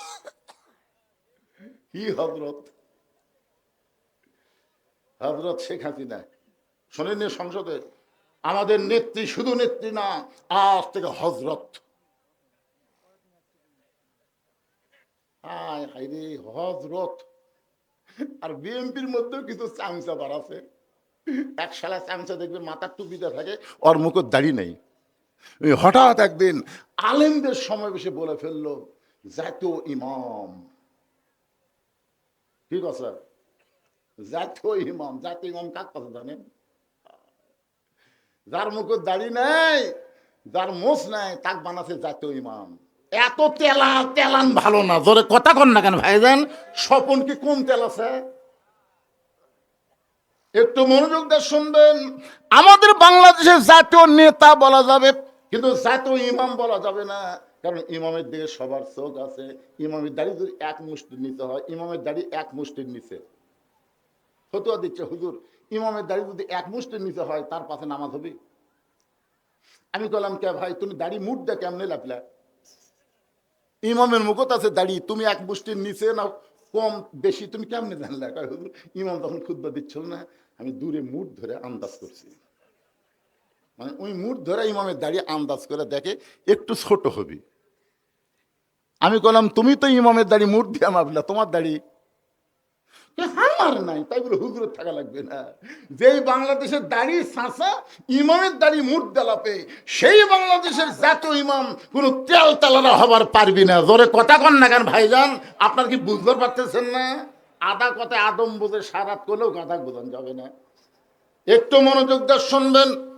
ওমর ফারুক হাঁটু গেড়ে মেয়েটার সামনে বসে বলতেছে, মা তুমি 6 দিন হলে যেই ওমরকে খুঁজতেছ, আমি হইলাম সেই ওমর। একেবারে মেয়েটার সামনে হাঁটু গেড়েছে। বাংলাদেশের মতন 96টা দেশের খলিফা, চিন্তা করছেন? হাঁটু গেড়ে মেয়েটার সামনে বলতেছে, মা তুমি 6 দিন হলে যেই ওমরকে খুঁজতেছ, আমি হইলাম সেই ওমর। মেয়েটা পর্দার ভিতর থেকে বলতেছে, আমিরুল মুমিনিন, আপনি যদি সেই ওমর হন, তাহলে আপনি চোরের মতন একা একা কেন ঘুরতেছেন? আপনার কি চামচা নাই? কি নাই? চোরের মতন একা একা কেন ঘুরতেছেন? আপনার কি চামচা নাই? ওমর ফারুক চোখের পানি বের করে বললেন, মা চামচা পালার টাকা পাবো কোথায়? আপনার বলেন তো, চামচা গুলো কি নেতার সাথে এমনি এমনি থাকে না, টাকা খরচ লাগে? আমার এলাকার এক চেয়ারম্যান সাহেব 10 কেজি চাউল দিবি, দাঁড়ি পল্লা লিয়ে যায়নি, বালতি লিয়ে গেছে। চৌকিদার বালতিতে একটা দাগ দিয়ে দিচ্ছে, এই দাগ পর্যন্ত চাউল হবে, দিয়ে দিবে। চাউল ওই ঠিবত থাকে, ওই বালতির দাগ পর্যন্ত হয়, ব্যাগত দিয়ে দেয়। তো একজন চিন্তা করছে, কে রে 10 কেজি কাগজ লেখা আছে আর বালতি দিয়ে মাপা দিল, ওজন কি ঠিক হলো? ওই আবার দাঁড়ি পল্লাত মাপা দেখে 8 সের। 10 কেজি জায়গা কত হয়েছে? 8 সের। ওই একটু লোক মা দেওয়ার জন্য চেয়ারম্যানের কাছে এসে বলতে, সালাম দেয়, চেয়ারম্যান সাহেব কাগজ লেখা আছে 10 কেজি, কিন্তু আপনার চৌকিদার তো 8 সের দিল। তখন চেয়ারম্যান বলতে, এর নাম কাটে দে, এর নাম কাটে দে। তখন জোর হাত করে বলতেছে চেয়ারম্যান সাহেব, নাম কাটেন না, যা দিচ্ছেন দেন, যা দিচ্ছেন দেন, নাম কাটেন না। আরে পাগলা, তোর কাছ থেকে 2 সের না দিলে আমি চামচা পালমুখী দিয়ে। তাহলে সেই নেতাদের পিছনে যত চামচা ঘুরবে, বুঝবেন ওই নেতা জনগণের গরিবদের মাল বেশি মারে। জোরে কোন কথা ঠিক কিনা? কথা বলেন ভাইজান। ওমর ফারুক বললেন, মা চামচা পালার টাকা পাবো কোথায়? হযরত ওমর যখন অর্ধ জাহানের খলিফা ছিল, একদিন জুমার দিনে খুতবা দিচ্ছেন। শুক্রবার জুমার দিনে যখন খুতবা দিচ্ছেন, মাঝখান থেকে একজন মুসল্লি দাঁড়িয়ে, সাহাবী দাঁড়িয়ে বলতেছে, আমিরুল মুমিনিন, আপনার খুতবা আমরা শুনবো না। ওমর ফারুক চমকে গিয়ে বললেন, আমার অপরাধ কি?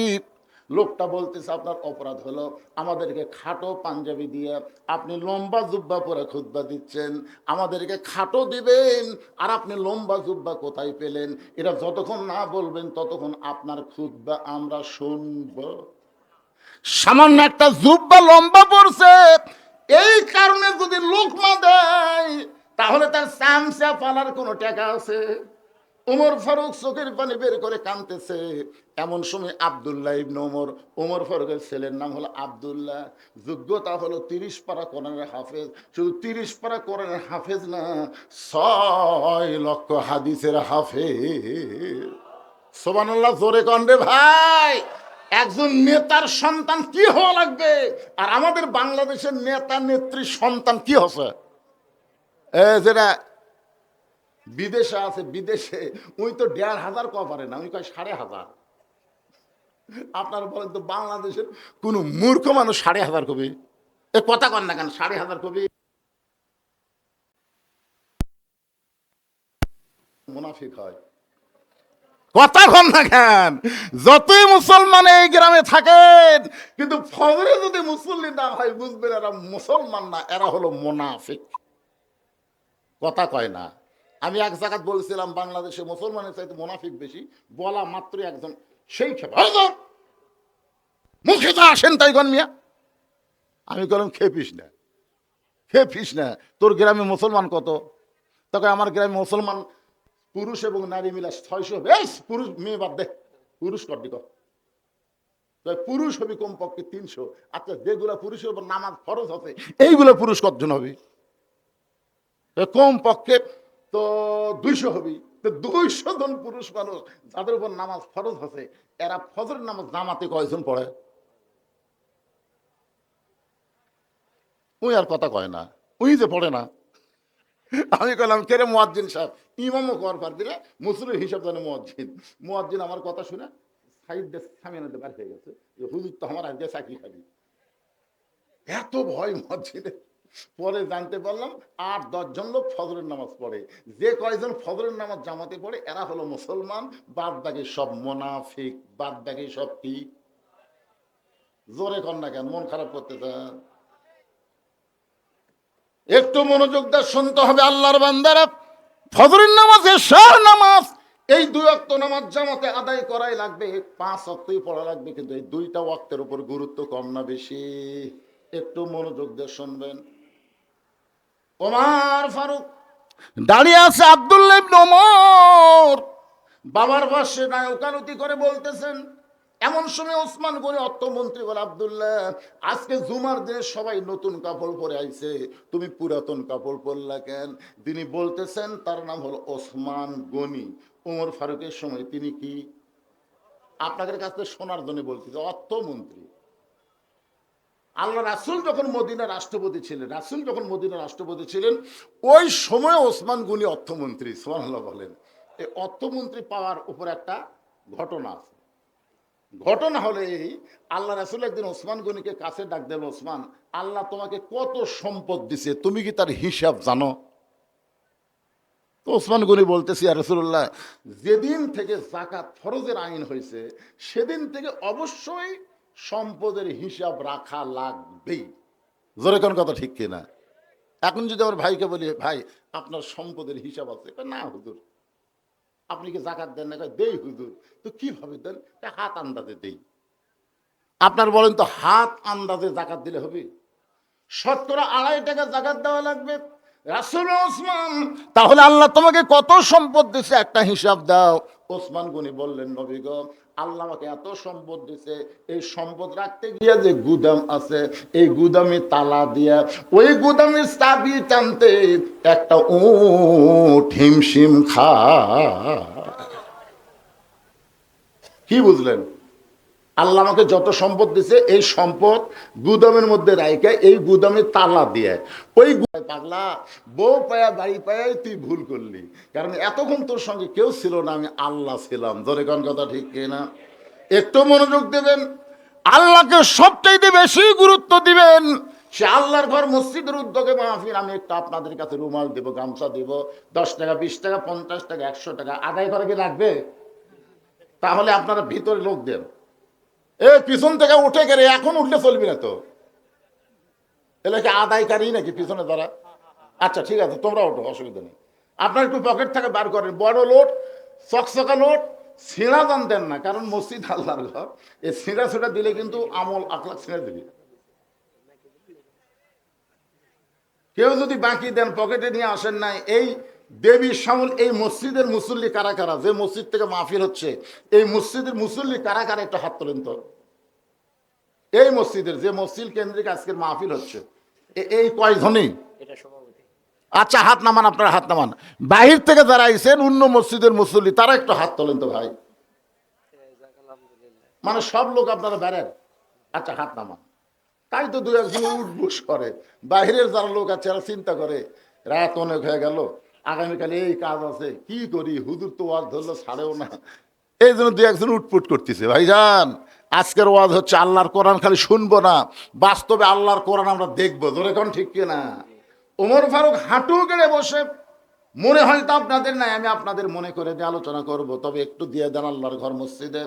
এখানে অনেক অতিথি আছেন, সুদীজন আছেন, তাদের কাছে ব্যাগ আসবে না, তাদের কাছে রুমাল আসবে না। রুমাল আসবে, তাদের কাছে আসবে না। আমি সভাপতি প্রধান অতিথির কাছে চাবো না, ওনাদের কাছে চাইলেই ঠকা। ওনাদের কাছে আমি চাবো না, ওনারা যা খুঁজে দিবে, অসুবিধা নেই। কারণ চাওয়া মানে ঠকা। ওসমান গনির কাছে কেউ চায়নি, চাইলেই ঠকছে। কারণ যা চিন্তা করে তার চাইতে কয়েক গুণ বেশি দেয়। ইনারা দিয়ে দিয়ে আল্লাহ এত পর্যন্ত নিয়ে গেছে। ভাইজান বিশ্বাস করেন, আমি এক সময় এমন অভাবের মধ্যে ছিলাম, একটা কাপড়ের দোকান ছিল আমার, কোনোদিন বিক্রি হতো, কোনোদিন হতো না। আজকে সেখান থেকে আল্লাহ কোথায় নিয়ে গেছে, আমি আল্লাহর না শুকরি বান্দা হইনি। বর্তমান 235 শতক জায়গার উপরে গিয়ে দেখবেন মসজিদ, মাদ্রাসা, ইতিমখানা নির্মাণ করছি। সেখানে পৃথিবীর কারো কাছ থেকে 1 টাকা দান সদকা নেওয়া হয় না, সমস্ত টাকা হলে ওয়াজের টাকা। আমি ভবিষ্যৎকে চিন্তা করি, কারণ আমি থাকবো না, আমার মসজিদ মাদ্রাসা থাকলে এর ওসিলায় হয়তো আল্লাহ আমাকে একদিন মাফ করতে পারে। জোরে করার কথা ঠিক কিনা? আপনারাও কেউ থাকবেন না, আপনার 10 টাকা 20 টাকা এই মসজিদ যেটা দিলেন, মসজিদ কিয়ামতেও ধ্বংস হবে না। ইসলামী সিংহায় যখন ফুৎকার দেবে তখন মাদ্রাসা মসজিদ ধ্বংস হবে না, এগুলো আসমানে উঠতে থাকবে। আল্লাহ এগুলো কুদরতি হাত দিয়ে ধরে জান্নাতের মধ্যে সিনারি বানিয়ে দিবে। ধরে কোন সুবহানাল্লাহ। মহিলাদের মধ্যেও আদায় হবে। আমার মায়েরা আল্লাহর রাস্তায় সবাই দান করবেন, দেন, সবাই দেন, আল্লাহর রাস্তায় সবাই দেন। যিনি যা পারবেন একটু মহব্বত করে দিবেন ভাইজান। জীবনের শেষ দেওয়া হতে পারে, আজকের দান জীবনের শেষ দান হতে পারে। আপনাদের মধ্যে কেউ বাকি দিবেন 10,000, 5,000, 20,000, 1,000, 2,000, এখানে কাগজ কলম নিয়ে ভাই খালি। আজকের মাহফিলের একজন সহসভাপতি আমার ভাই 500 টাকা দান করছে, আল্লাহ তার দান কবুল করুক। জোরে কোন আমিন। এরকম 2-4 জন আছেন, উঠবেন না, আর কেউ উঠবেন না, যে কটা গেছে গেছে, যাক, অসুবিধা নেই। আপনারা যারা আছেন এই শেষ পর্যন্ত কথাগুলো শুনে আপনাদের নিয়ে আমি মোনাজাত করব। হতে পারে আজকের মাহফিল আমাদের জীবনের শেষ মাহফিল, হতে পারে না? কথা কন্যান, হতে পারে না? কি মনে করতেছেন কতদিন পর্যন্ত? মিশে মায়াই বন্দি থাইকা করলাম কত খেলা, পশ্চিমে তাকায়া দেখো তোমার ডুইবা গেছে বেলা, এক পলকের নাই ভরসা, মিশে সকল আশা, কখন বুঝি দারুণ ঝড়ে ভাঙবে তোমার বাসা। আর একজন সহসভাপতি 1,000 টাকা দান করছে, আল্লাহ দানকে কবুল করেন, আল্লাহুম্মা আমিন। আপনারা কি মাহফিলের জন্য টাকা পয়সা আগে তুলছেন নাকি গ্রাম থেকে? তো মসজিদ তো সেই ভুমভান, ভালোই তো মোটামুটি, মাশাআল্লাহ। আপনার প্রতি বছর মাহফিল করবেন, এই গ্রামের যারা বাহিরে আছে, গ্রামে যারা আছে স্বাবলম্বী যারা, তাদের কাছ থেকে মোটামুটি টাকা নিয়ে আপনার মাহফিল করবেন। এই সামান্য 2-4 টাকার জন্য চাইয়ে এই মাহফিলের সৌন্দর্য নষ্ট করার দরকার নেই। আপনারা কি মনে করতেছেন যে গ্রামের মসজিদ ওই গ্রামের লোকেরাই মসজিদ সুন্দর করবে? অন্য গ্রামের লোক আসে আপনাদের মসজিদে কি দরকার? পারবেন না, পারবেন না। পাকিস্তানের ক্রিকেটার শহীদ আফ্রিদি নিজের টাকা দিয়ে 19টা মসজিদ নির্মাণ করছে। আগে 19টা মসজিদ নির্মাণ করে তারপরে উনি নিজের বাড়ি বানাচ্ছে। বহুবার বলছে বাড়ি বানাবেন না, কবে আগে আল্লাহর ঘর, আগে আল্লাহর ঘর। রাসূল বলেছেন যে আল্লাহর ঘর বানায় দেয়, আল্লাহ তাকে জান্নাতে একটা ঘর বানায় দেয়। যে আল্লাহর ঘরে টেকা দেয় সে কথা বলেনি, যে আল্লাহর ঘর বানায় দেয়। এখানে এমনও ধনী লোক আছে ইচ্ছা করলে একাই একটা মসজিদ বানিয়ে দেবার পারে। যেখানে পারে, কে পারে না? কিন্তু দেয় না। অনেকে বলবে উমুকের মসজিদ, উমুকের মসজিদ, এই জন্যই দেয় না। সকলের সহযোগিতায় মসজিদ হয়। বানাল পারবে না? যে লোকটা 7 তলা বাড়ি বানাল পারে, ওই একটা মসজিদ বানাল পারবে না? কথা কন না কেন, পারবি না ভাইজান? কিন্তু 7 তলা বাড়ি বানাতে কোনোদিন ডান্স আছে যে ভাই আমি রাস্তার মূলত 7 তলা বাড়ি বানাচ্ছি রে, তোমরা 1 বস্তা 2 বস্তা সিমেন্ট দাও তো, এ কথা কোনদিন কইছে? কেন কয়নি? কারণ ওই বাড়ি ওর বাড়ি, এই বাড়ি ওর বাড়ি, এখানে কারো অংশগ্রহণ চলবে না। আর মসজিদ ওর মসজিদ না, মসজিদ হলো আল্লাহর ঘর, সকলেই সমান অধিকার। জোরে কোন কথা ঠিক কিনা? এই যে অনেক স্বাবলম্বী ইচ্ছা করলে মসজিদ বানায় দেবার পারে, কিন্তু করে দেয় না, আপনাদের সকলের সহযোগিতার জন্য। এই পিছনের লোকের একটু সামনে আসেন তো, আমি একটানা কথা বলে আপনাদের সাথে দোয়া করে এখান থেকে বিদায় হো ভাইজান। একটু জিকির করেন লা ইলাহা ইল্লাল্লাহ, লা ইলাহা। এই পিছনে যারা বসে আছেন সামনে আসেন, যারা গ্যাসে চলে গেছে, সিটা পাতানের দরকার নাই, আমাদের ধানের দরকার। বাতাস দিলে সিটা পাতান থাকবি, এ কথা কন থাকবে? তোমার 10 টাকা 20 টাকা না হলেও মসজিদ চলবে, কিন্তু তুমি কথা শেষ না শুনে যাও কোথায়? তুমি যেদিকে রওনা দিলে ওই বাড়ি পর্যন্ত যাওয়ার গ্যারান্টি তোমার নাই। রাস্তার মধ্য থেকে হয় তোমাকে কবরে, না হয় হাসপাতালে যাওয়া লাগতে পারে। অনেক মানুষ বাড়ি যাওয়ার জন্য ধরপড় করে, কিন্তু রাস্তার মধ্যে অ্যাক্সিডেন্ট করে আর বাড়ি যাওয়া হয় না, হাসপাতালে যাওয়া লাগে। ধরে কোন কথা ঠিক না? অনেক মানুষ এত জোরে যায়, মোটর সাইকেল চালাচ্ছে, কোথায় যাচ্ছে ভাইজান? বলে আমার বাড়িতে দরকার পড়ছে, কল করছে ভাইজান, খুব তাড়াতাড়ি বাড়ি যাওয়া লাগবে, 8 ঘন্টার মধ্যে বাড়ি যাওয়া লাগবে। 8 ঘন্টা পর বাড়িতে না, কিছুক্ষণ পর মসজিদের মাইকে শোনা গেল লোকটার দুনিয়াতে নাই, এই দুনিয়া ছেড়ে পরো পারে পাড়ি দিয়েছে। এরকম খবর আপনারা শোনেননি? আমার এলাকার শ্বশুর জামাইয়ের বাড়িতে পিঠা পাকান দিয়ে যাচ্ছে, বউ তো খালি বাড়ির চিন্তা করতেছে, আমি স্বামী পাঠা দিলাম, এদিকে মেয়ে চিন্তা করতেছে আমার বাপ আসতেছে, কিন্তু 2-4 ঘন্টা হয়ে যায়। কে রে? ওর মাও ফোন করে মেয়ের কাছে, কি বাবা তোমার বাপের মোবাইল কেমন দুঃখিত দুঃখিত বলতেছে, তোমার বাপ কি তোমার কাছে গেছে? মেয়ে বলতেছে না মা, এখনো বাবা আসে নাই। 3-4 ঘন্টা পরে যখন বাপ যায় না, পরে খোঁজ না দেখে শাকাহার আর ডিপুলের মাঝখানে পড়ে আছে। আর যাওয়া হলো না, বেটির বাড়িতে যাওয়া হলো না, নিজের বাড়িতে আসা হলো না, চিরদিনের জন্য পরপারে চলে গেছে। এই জন্য পাড়াপাড়ি, দৌড়াদৌড়ি, অধৈর্য, এগুলো কেন দেখাবেন কোরআনের মাহফিলে? 4 স্টলে 1-1 ঘন্টা গল্প করে, একবার ঘড়ি দেখে না। আর মসজিদের মধ্যে 5 মিনিট আগে ঢুকলে 4 বার ঘড়ি দেখে। এরকম লোক আছে না নাই? জোরে কারো আছে না? 5 মিনিট পরে আমাদের জামাত হবে, ওই 4 বার ঘড়ি দেখছি, 4 বার। নিজেরটা দেখেও তখন হাউস মিটে না, পাশেরটা কয় ভাই আর কয় মিনিট? এখনো 3 মিনিট। আর ঘড়ি লড়তেছে না, আর ঘড়ি লড়তেছে না। ওই লোকটাই নামাজ শেষ করে 4 স্টলে 1-1 ঘন্টা গল্প মারতেছে, একবারও ঘড়ি দেখে না। এরকম লোক আছে না নাই? কোরআনের মাহফিল আসলে অধৈর্য হন, অথচ জানেন না এরকম মাহফিল প্রত্যেকদিন পাওয়া যাবে না। একটু খেয়াল করবেন। ওসমান গনি বলে, আব্দুল্লাহ আজকে জুমার দিনে সবাই নতুন কাপড় পরে আইছে, তুমি পুরাতন কাপড় পরছো কেন? আব্দুল্লাহ বলতেছে, আমি যদি আজকে নতুন পোশাক পরতাম তাহলে আমার বাবার জুব্বা লম্বা হতো না, আমার বাবার জুব্বা লম্বা হতো না। দুনিয়ার সবাই যখন ঘুমাইছে, আত্তাকুল্লাহ হাক্কা তুকাতিহি কারে কয়? একটু মনোযোগ দিয়ে শোনেন। ওমর ফারুক আব্দুল্লাহর দরজায় গিয়ে ডাক দেয়, আব্দুল্লাহ রে, ও আব্দুল্লাহ তুই কি চেতন আছি? আব্দুল্লাহ বলে, আমি দরজা খুলে দেখি আমার বাবার হাতে একটা পাঞ্জাবি। আমি খুশি হয়ে বললাম, বাবা বাইতুল মাল থেকে আমার একটা পাঞ্জাবি দিছে, আপনি আর একটা দিবার আইছেন, আপনি আর একটা দিবার আইছেন। ওমর ফারুক সঙ্গে সঙ্গে আল্লাহর কোরআন তেলাওয়াত করলেন, ইন্নাল্লাহা ইয়ামুরুকুম আন তুআদ্দুল আমানাতি ইলা আহলিহা ওয়া ইযা হাকামতুম বাইনান নাস আন তাহকুমু বিল আদল। আল্লাহু আকবার। আব্দুল্লাহ তুই কি মনে করছিস যে তুই একটা পাঞ্জাবি পাইছিস, আমি আর একটা দিবে রাখছি? আব্দুল্লাহ বলতেছে, গভীর রাত্রে যে পাঞ্জাবি নিয়ে এসেছেন তাহলে কি ধরনে? বলে, পাগলা এই পাঞ্জাবি আমার ভাগত পড়ছে, এই পাঞ্জাবি আমার ভাগে পড়ছে। এখন বল রে আব্দুল্লাহ, এই ছোট পাঞ্জাবি গায়ে দিয়ে আমি যদি খুতবা দেই কেমন লাগবে? আরে মুসল্লির পাঞ্জাবির দিকে কেউ তাকায় না, কিন্তু ইমামের পাঞ্জাবির দিকে তাকায় না মানুষ। আমি ছোট লেডিস মার্কা পাঞ্জাবি গাওয়ার দিয়ে যদি খুতবা দেই তাহলে বলতো কেমন লাগে? তাই তোর পাঞ্জাবিটা আমাকে একটু দান করে দে বাবা। আব্দুল্লাহ বলে, গভীর রাতে আমার বাবার কাছে আমার কাপড়ের অংশটুকু দান করে দিলাম। বাবার কাপড় আমার কাপড় একত্র করে বাবা লম্বা জুব্বা বানায় খুতবা দেয়। এখন বলো বাবার খুতবা শোনা যায় কিনা যায়? সমস্ত সাহাবীরা চিল্লায় বলে, আল্লাহর কোরআন যখন দুনিয়াতে চলবে, মানুষ যখন কোরআন অনুযায়ী চলবে, তখন এমন মুত্তাকি ভালো মানুষকে মুসলমানেরা নেতা হিসাবে দেখতে পাবে। ভালো নেতা দেখবার গেলে কোরআন দরকার আছে না নাই? আল্লাহর আইন চাই, সৎ লোকের কথা কয় না বারে। সৎ লোকের শাসন আগে না, আগে আল্লাহর আইন, আগে আল্লাহর আইন চাই, সৎ লোকের শাসন চাই। আমাদের বাংলাদেশে শুধু আমরা কোরআনের ওয়াজ শুনবো না, বাস্তবে আল্লাহর কোরআনকে আমরা দেখতে চাই। ধরে কোন ঠিক কিনা? হযরত আলীর মতন শিক্ষামন্ত্রী দরকার, আলীর মতন শিক্ষামন্ত্রী লাগবে।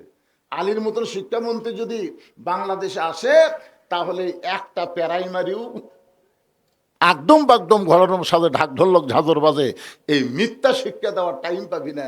জালিকাল কিতাবুল আরাইবা হুদাল্লিল মুত্তাকিন, বাচ্চাদেরকে আল্লাহর কোরআনের শিক্ষা দিয়ে ছোট বেলায় তাকে পবিত্র হওয়ার শিক্ষা দেওয়া লাগবে। জোরে কর কথা ঠিক কিনা? আপনার বলেন তো, মাদ্রাসার ছাত্র, হাফেজি মাদ্রাসার ছাত্র আর প্রাইমারির ছাত্র, এই দুটা ছাত্রকে আপনার খেয়াল করে দেখছেন?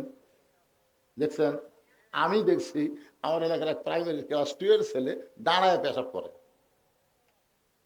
আমি কইলাম, কে রে বা বসে থাকে? বসে না, আমি দাঁড়িয়ে মারতেছি। পেশাব যখন শেষ হলো, কে কোন ক্লাসে পড়িস? তুই বলিস চাচা, তোকে বসবার করা, বসিস না কেন? তোর স্যার তোকে শিখাইনি কেমনি পেশাব করা লাগে? তখন বলতে স্যার সাথে কি খন প্রাইমারি পেশাব করা যদি আমার স্যারই খাড়া হয়ে পড়ে, তোর স্যারই যদি খাড়া হয়ে পেশাব করে, তুই বসবি? আর আমার মাদ্রাসা, আমি যে মাদ্রাসা আপনাদের দোয়ায় যেটা পরিচালনা করতেছি, ওই মাদ্রাসার বাচ্চারা পেশাব করবার আসে, ওদের পেশাব দেখলেই কলজা ভরা যায়। আব্দুল্লাহ এক ছেলে পেশাব করবার আসে, খালি 3 বার দিল। আমি হুজুরক ডাক দিয়ে বললাম, হুজুর এই যে পেশাব খাতে সেরকম কাশ দিচ্ছে, এর জন্য কি কাশের ওষুধ নাই? তাহলে হুজুর আপনি জানেন না, ওটা আসল কাশ না তো। আমি এর আবার কোন কাজ? বলে এই কাজ দিয়ে ওই পেশাব নিংড়াচ্ছে হুজুর। আর পেশাব হওয়ার পরে সন্দেহ আছে যদি ললের মধ্যে কিছু আটকে থাকে, বুঝলেন না? ওটার নাম হচ্ছে লল। যদি আটকে থাকে, হাঁকি দিয়ে কাজ দেয়, আঙ্গুলটা দেখছে একটু বার হচ্ছে, আবার কাজ দিচ্ছে, আবার কাজ দিয়ে একটু দেখে বার হয়নি, তখন পানি খরচ করছে। পানি খরচ করার পরে অজু করতেছে। এই কঠিন শীতের ভিতরে মাদ্রাসার বাচ্চারা ঠান্ডা পানি দিয়ে অজু করে, কোরআন ধরে। কারণ আল্লাহ কোরআনে বলেছেন, লা ইয়ামাসসুহু ইল্লাল মুতাহহারুন, ততক্ষণ পর্যন্ত কোরআন স্পর্শ করবা না যতক্ষণ পর্যন্ত তুমি পবিত্র না হবা। আল্লাহর কোরআন যখন দুনিয়াতে চালু হবে, প্রত্যেকটা শিশু বাচ্চারা পবিত্র হওয়ার শিক্ষা পাবে। তাহলে সেই কোরআন আমাদের দেশে দরকার আছে না নাই? আয় নাই টিয়ে নাই ভরা দিয়ে না লেগেল বোয়াল মাছে, তাই না দেখে ভোদন নাচে। আপনার বলেন তো, এই লেখাপড়ার মধ্যে একটা কথা সত্যি আছে? কথা কন না কেন ভাই? সত্যি আছে। তাহলে আপনার মাসুম বাচ্চারা এরকম মিথ্যা শিক্ষা করতে করতে মিথ্যার ফ্যাক্টরি হয়ে যাচ্ছে। মুসলমানের দেশে কোরআনের ওয়াজ শুনবো আর বাতিলের শিক্ষা গ্রহণ করব, এটা সামনে আর হতে দেওয়া যাবে না। ধরে কোন কথা ঠিক? আল্লাহ যেন আমাদের সবাইকে তৌফিক দেয়। ধরে বলে আল্লাহুম্মা আমিন। আজকের মাহফিলের সম্মানিত সভাপতি সাহেব তার সমাপ্তি ঘোষণার পরে একটা লোক উঠবেন না ইনশাল্লাহ। গ্রামের মানুষ, গ্রামের লোকের মূল্যায়ন করবেন। উনি হঠাৎ এসেছেন, ওনার নাম বিজ্ঞাপনে নাই, কিন্তু ওনার সম্মানের দিকে তাকায়া, সম্মানের দিকে তাকায়া ওনাকে আজকের মাহফিলের সভাপতির দায়িত্ব দেওয়া হয়েছে। উনি এখন তার সমাপ্তি ঘোষণার পরই ইনশাল্লাহ আপনাদেরকে নিয়ে আমি আখেরে মোনাজাত করব। হতে পারে আজকের মোনাজাত আমাদের জীবনের শেষ মোনাজাত হতে পারে, আজকের মাহফিল আমাদের জীবনের শেষ মাহফিল হতে পারে। কঠিন শীতের মধ্যে দীর্ঘ সময় আপনার জান্নাতের বাগানে বসেছিলেন, তারা বাইরে ঘোরাঘুরি করতে চায়, মাহফিলের ছেলেরা তোমার শীতকে উপেক্ষা করে আরামের বাড়ি ঘুমকে বাদ দিয়া তোমার কোরআন রাসূলের হাদিসকে মহব্বত করে এই জান্নাতের বাগানে বসে বসে কোরআন হাদিস আলোচনা শোনার শেষে আমি গুনাহগারের সঙ্গে রহমতের দরজায় ফকির হয়ে দোকানা হাত তুলেছে। মেহেরবানি করে আজকের মাহফিল আমাদের সকলের হেদায়েতের জন্য, নাজাতের জন্য, জান্নাতের জন্য কবুল করে নাও। এই মাহফিলের শুরু থেকে শেষ পর্যন্ত যত আলোচনা হয়েছে আল্লাহ, এর মধ্যে যদি ত্রুটি হয়, ভুল হয়, মাফ করে দাও। এর যা হাদিয়া মঞ্জুর করো সোনার মদিনায় নবী পাকের রওজা মুবারকে আল্লাহ কবুল করে নাও। तमाम अंबिया किराम, असहाबे किराम, उम्माहातुल मोमिनीन, शहीद शहीदान, जन्नतुल बाकी জান্নাতুল মা সহ পৃথিবীর যত গোরস্থানে যত মুর্দা শুয়ে আছে আল্লাহ সকলে আরো পরে দিয়া কবুল করো।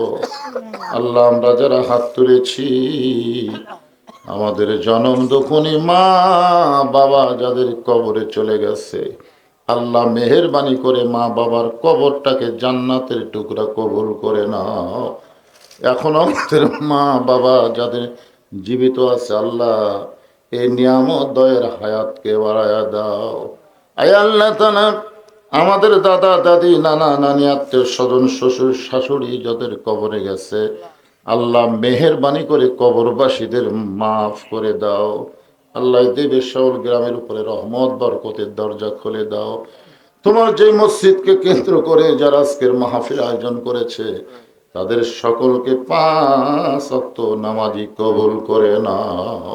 আল্লাহ টাকা পয়সা দিয়ে এত সুন্দর আয়োজন যারা করেছে আল্লাহ আজকের এই জান্নাতের বাগানকে ওসিলা করে তাদের সকলকে জান্নাতি কবুল করে নাও। আল্লাহ অনেকে দেশে আছেন অনেকে বাহিরে আছেন যারা সর্বাত্মকভাবে সহযোগিতা করে আজকের সুন্দর আয়োজন করাইছে আল্লাহ তাদের সকলের ঈমান আমলকে সুন্দর করে দাও। আল্লাহ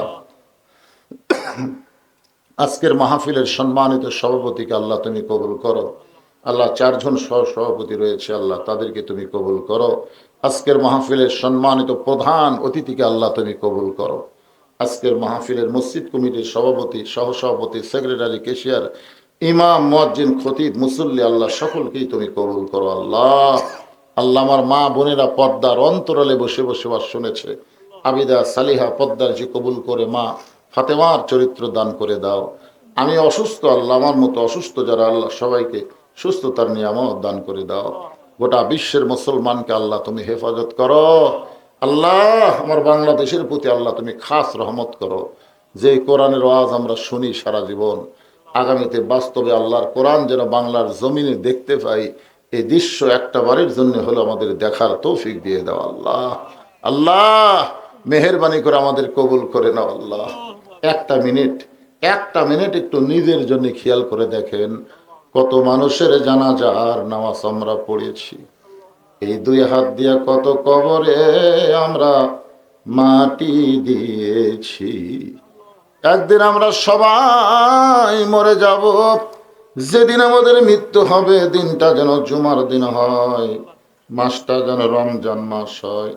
ইমানের সাথে ইজ্জতের সাথে দুনিয়া থেকে বিদায় নেওয়ার সময় আমাদের সকলের জবানে জারি করে দিবেন লা ইলাহা ইল্লাল্লাহু মুহাম্মাদুর রাসূলুল্লাহ সাল্লাল্লাহু আলাইহি সাল্লাম।